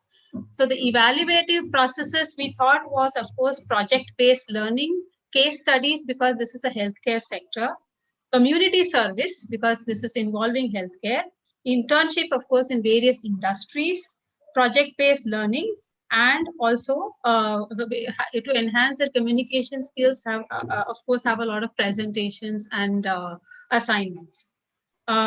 In terms of the teaching, we thought that since this is a very multidisciplinary subject, we could have team teaching. So faculty from various different disciplines could come together and teach with different aspects of the courses. So we thought because this is healthcare, the students should know a lot about chemistry, drugs, and so on, physics and chemistry, so green chemistry. So that will be involving. They need to know about commerce and economics because they will, if they are involved in this industry. Faculty from life science, microbiology to understand the basics of the healthcare. Computer and statistics for accumulation of data and data analysis. Management for entrepreneurship aspects because they will be using this healthcare as an entrepreneurship opportunities. They will be needing languages because they will have to maybe go to different parts and they will have to communicate. So they will need to take up the skills of different languages and communication skills. Sociology, because they will have to interact with different parts of the society, maybe doctors, maybe healthcare professionals, maybe NGOs, and so different aspects. So sociology is also needed. Environment and ecology, because ultimately one of the outcome of this course is they should be able to understand the well-being of the environment, because we know what is the impact of healthcare on man and environment. And they should all, whatever they do should have a social relevance and social sensitization. So that's what we thought will be overall content of the course. Anybody else from the team would like to say anything? Trupti ma'am, Usha ma'am? Anybody?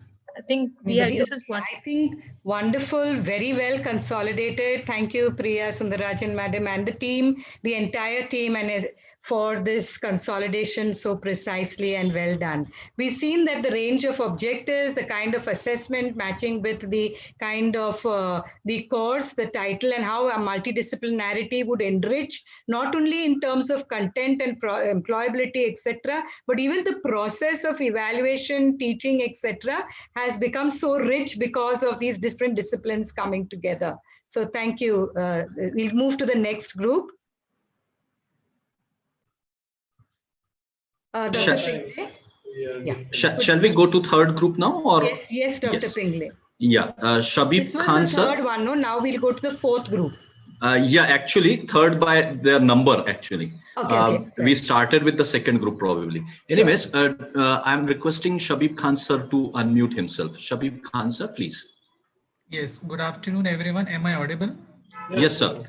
Yeah. So basically, based on this particular time frame given to us, and based on the unanimous decision, we could come to a consensus since most of us were from diverse section. So, ma'am, with your permission, can I just share a page because we have consolidated in that? Sure.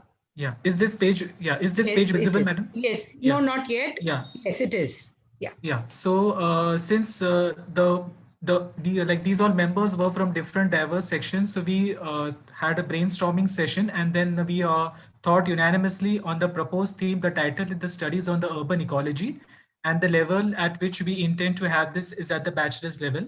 The basic course outcomes at the end of this, the learner will be able to identify the issues associated with the urban ecosystems. Here we try to keep it like specific and like using the proper action verbs which could be measured in a like proper tangible manner. Evaluate the contemporary ecosystem, by which the learner would be first becoming familiar with the pros and cons of that particular system, and then using that particular knowledge to implement in a like basic holistic manner. Apply the conceptual knowledge from different disciplines to offer a solution to the issues, and to design a framework for the execution of sustainable models of urban development. Now for this, the faculty, since it's an urban ecology, so we need to have a faculty experts from economics, humanities, ecology, because economics, that person would be well familiar with the different financial aspects and the planning right from the financial domain.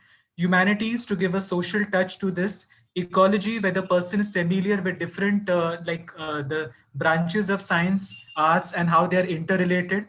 The field of architecture, the archaeology, biology, linguistics, chemistry, geography, tourism, and the basic hospitality. Now the requirements, the course, like this would have course with proper module names. Evaluation would be having a combination of continuous evaluation and term and assessment. Since it's like based on the urban ecology, so we like need to have the field studies to give a like proper sense of the practical approach, and the rubrics which would help for the assessment. If I missed something from group 3, I would request my peers to please list if I have missed something. I think Joshi sir would be really happy to see this draft. Joshi sir, any comments? Yes, it is wonderful draft. I think the most important word which I think should be your use is measurable. So that this outcome has to be measurable. And you have used word action verb. So I think probably Somaya autonomy is because there are a lot of discussion which went on. I could see a reflection of that in the presentation which you have done. Congratulations. Thank you, sir. Thank you, Shabib sir. Yeah, we'll move on to group 5 now. Vrushali Datar, madam, I'll just unmute you. Vrushali Datar, Yes, madam, if you can, please. Yeah, good evening to one and all.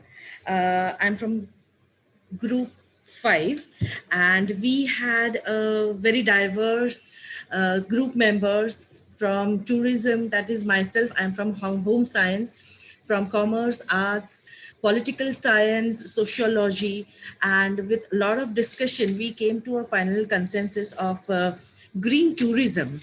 So with the main aim as to create awareness among the students regarding the sustainability of indigenous heritage, culture, and the overall products of tourism, so as to create employability and enhance the standard of living of the host community.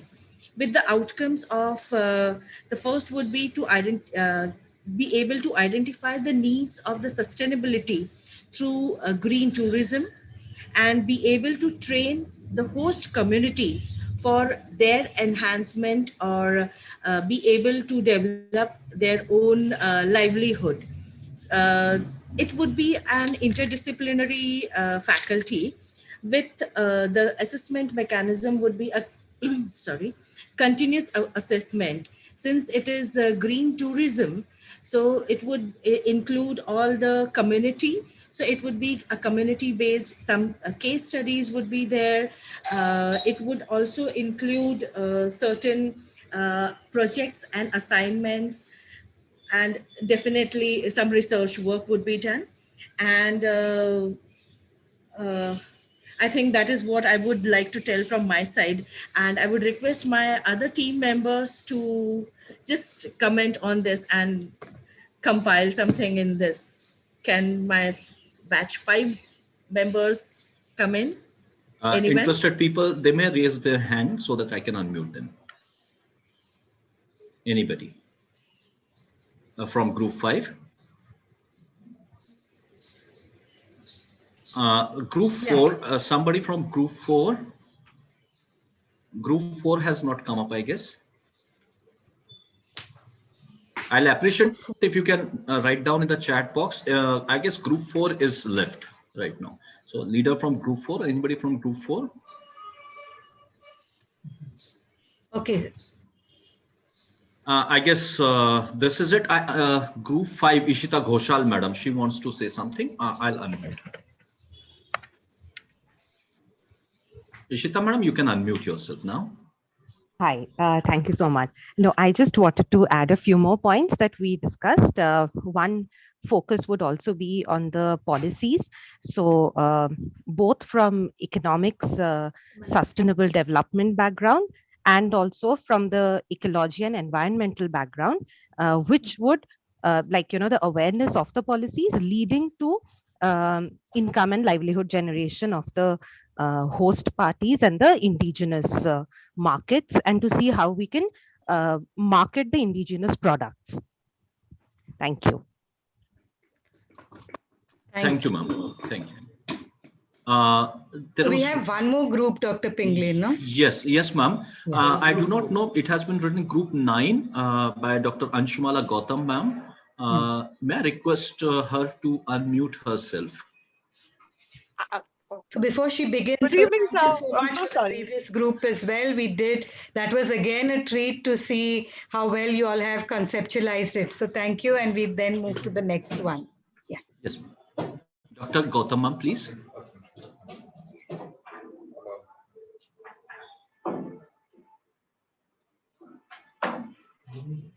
Dr. Gautam, ma'am, if you would unmute yourself, or was it by mistake? Yeah.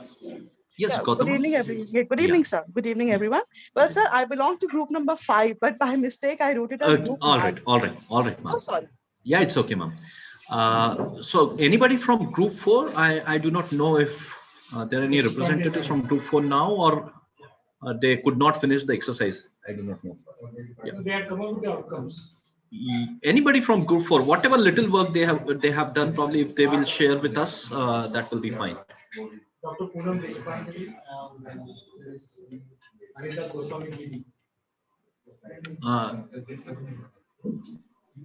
Dr. Poonam Deshpande, ma'am. Yes, sir. Yes, sir. Yes, ma'am. If you would like to share a little bit what you all have discussed. Yeah.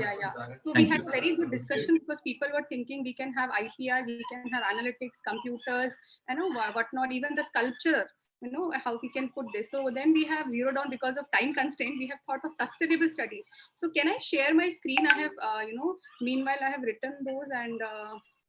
Sure, madam. Please go ahead. Yeah.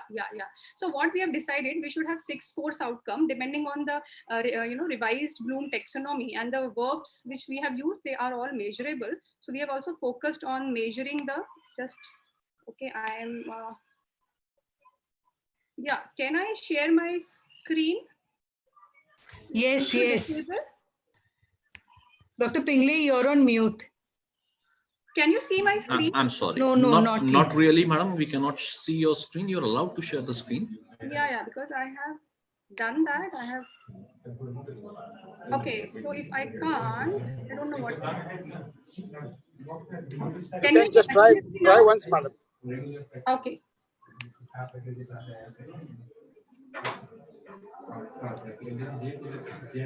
Just a second.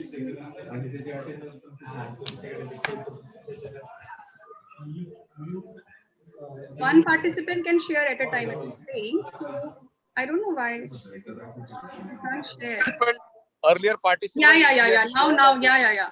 I can just, there are so many. Can you see I'm sharing? In fact, I've made you co-host also, ma'am. There should not be any problem. I have changed the permission to multi-participants now. Okay, let should me not be a problem. close and then again share this.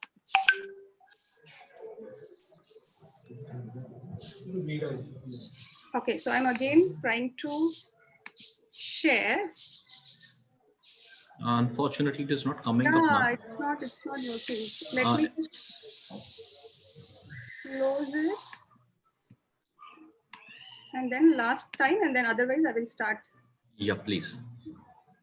Yeah. Can you see now? No, it's still not coming up, ma'am. Yeah, now it just started coming up. Yeah. Something. No, it is coming up now, ma'am. Just a second, I will. It is coming up. Wait for some time. Yeah, it is coming up.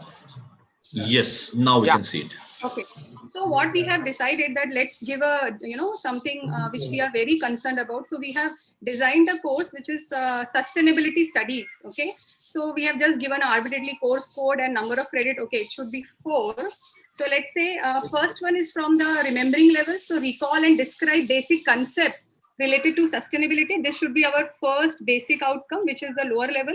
Then second one is understanding. So articulate needs and significance of environmental, social, economical, chemical, physical, and life sciences aspect of sustainability. Students should have all these aspects and then they will be able to utilize them. So third is the application level. So apply knowledge of sustainability for getting employment in interdisciplinary field. So this is also one of our aim. And then next is like to have to let them analyze. So compare the role and connect different disciplines across humanities and sciences for sustainable development. And the fifth one is evaluation. So will they able to justify the role of different discipline? Like we have, this can be changeable, like history, geology, maths, analytics, science in sustainability. And the last one is a creation. So can they prepare a plan? This is outcome. Prepare a plan to apply sustainability principle into all aspects inside and outside the campus. So this is what we have thought about the course outcome of sustainability studies. Was I audible? Yes, ma'am. Yes, ma'am. Yeah. So if my, my group member, if they want to comment, they are very much welcome to comment on this. Should I keep my screen like this? Yeah. We thought that this is very much needed topic, and let's have the younger generation to get a taste of this kind of subject. So that's why we have planned something like this. Wonderful. Thank you, Poonam, ma'am. Thank you so much. I'm Dr. Poonam Deshpande from Ferguson College, Pune. Thank you, madam. Yeah, it was great to see the sustainable studies. Absolutely. 4-credit course. And if you can do it in 20 minutes, just think of if suppose you are given a time of 3 months to devise a course and keep on developing it as a curriculum design, probably you can do wonders. Absolutely, you have ignited our mind, and I'm going to propose this at Ferguson College. So definitely they should, they will be. There are many teachers who are really motivated, and they will look forward for this course. So thank you for igniting our mind, sir. Thank you. Thank you. Yeah. Poonam, ma'am, you can stop screen sharing now. Thank you. Thomas, ma'am, how to go about it now? Yeah. I think all the groups have presented, and so just to consolidate, as Dr. Joshi had very rightly said, that it was in these few minutes even that we've got the efficacy that it is possible for us to work together, cutting across disciplines, and see how we can come up with a multidisciplinary course in such a short time. Even a visualization of a title, I think each one of you need to commend yourselves for this exercise. And coming and zeroing down to a particular title, I think it's another skill. Apart from the concept of curriculum design and development, etc., the skill of sitting together, negotiating, and arriving at consensus is, I think, another objective that we have achieved through this whole exercise. So I think there's a lot of hope, and I think left to Dr. Joshi to see how we looked at so many topics that can be multidisciplinary, and how many possibilities for us to offer courses at autonomous institutions are there is so wide, and so, so in a way, the moment is so fertile for us to use our imagination for us to get these kinds of output. So I think each one of you, congratulate yourself and all your colleagues, and we look forward to more deeper engagement.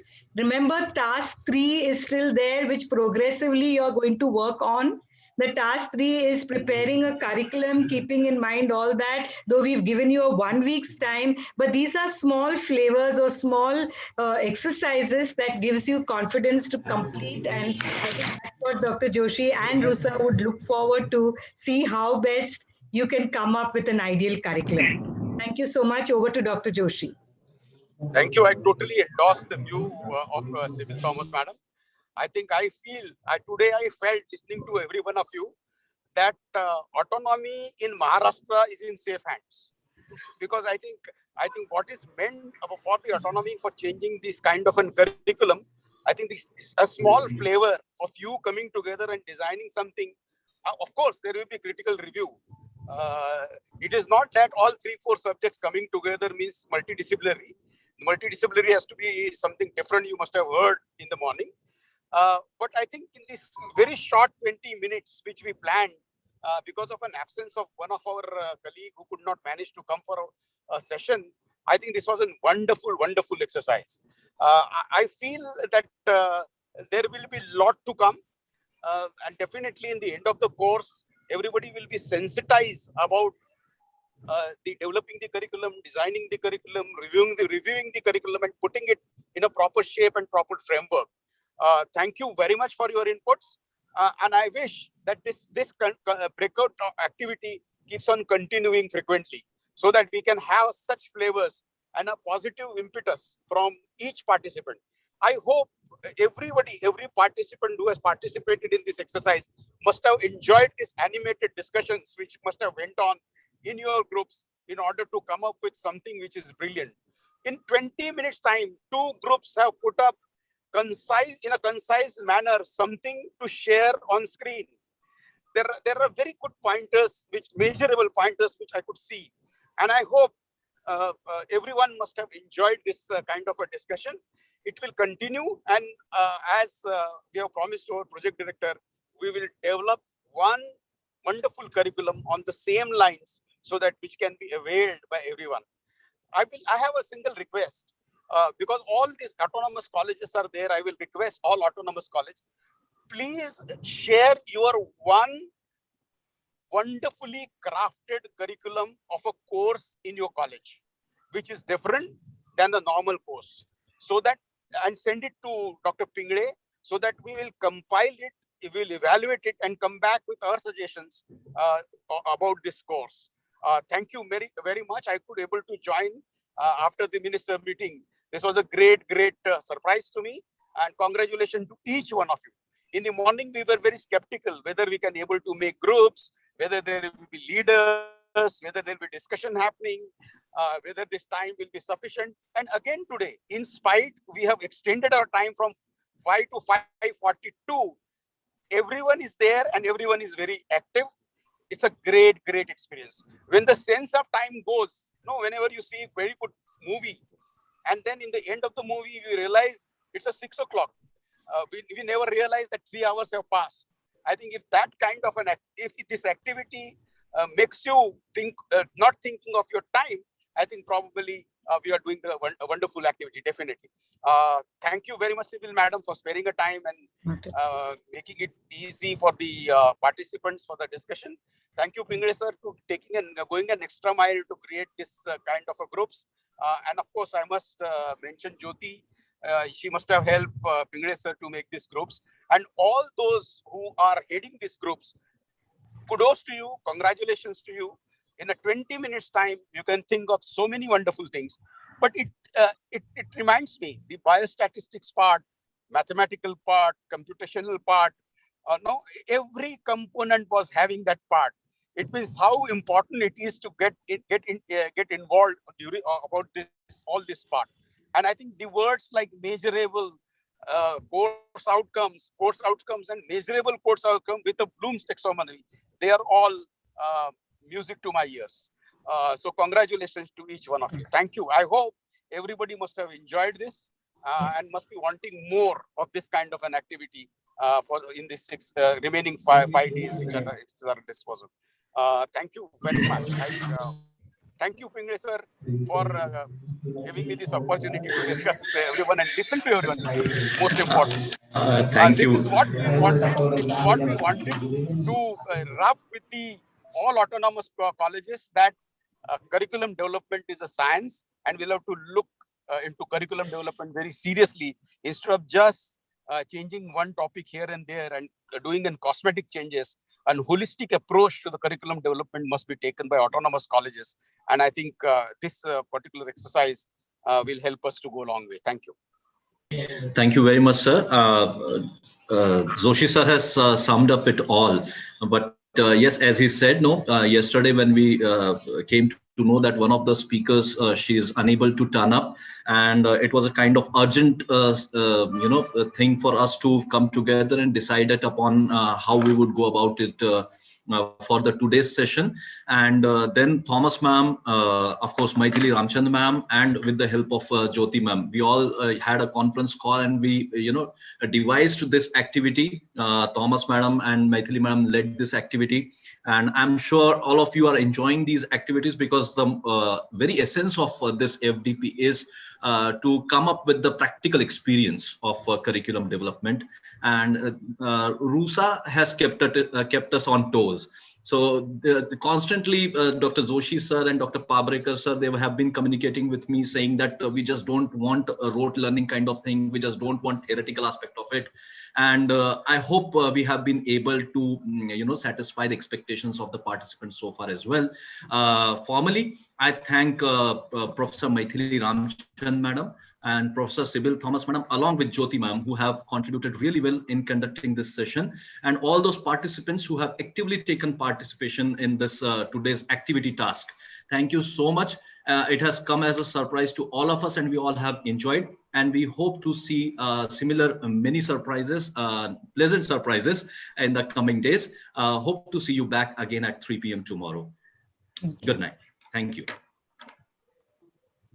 Given them task for this today. Yes, I forgot to mention, usually, in these FDPs, people just look into the chat box for the feedback links and the task links, and they quickly fill up the attendance form and they leave. Today, not many probably have noticed those links. I've shared those links on the email, and those links are again in the chat box. So you all can fill up the feedback form as well as the task number 2 for day 2. Thank you so much. Yes, sir. Can you share how many people have completed first day tasks and how many people are remaining? Are you sending them reminder? Yes, I have not sent the reminder as yet, but in the morning we saw that around 230 people, 30 participants had already submitted task 2. I think remaining people should send it before time, because there is a target. Yes, Jyoti madam has just now put it in the chat box. It is 227 to be precise. Yes. So all those remaining who have not sent, I think we must send them a reminder, so that it will be on record that they are expected to submit it as early as possible. Sure, sir. Sure. Yeah, Dr.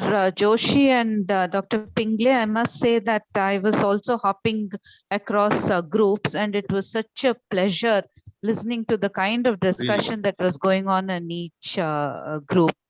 So it was a wonderful learning experience. Thank you, ma'am.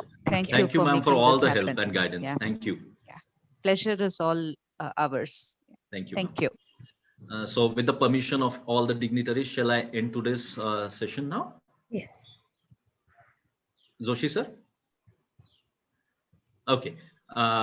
Thank you very much. We'll see you all again tomorrow. Thank you.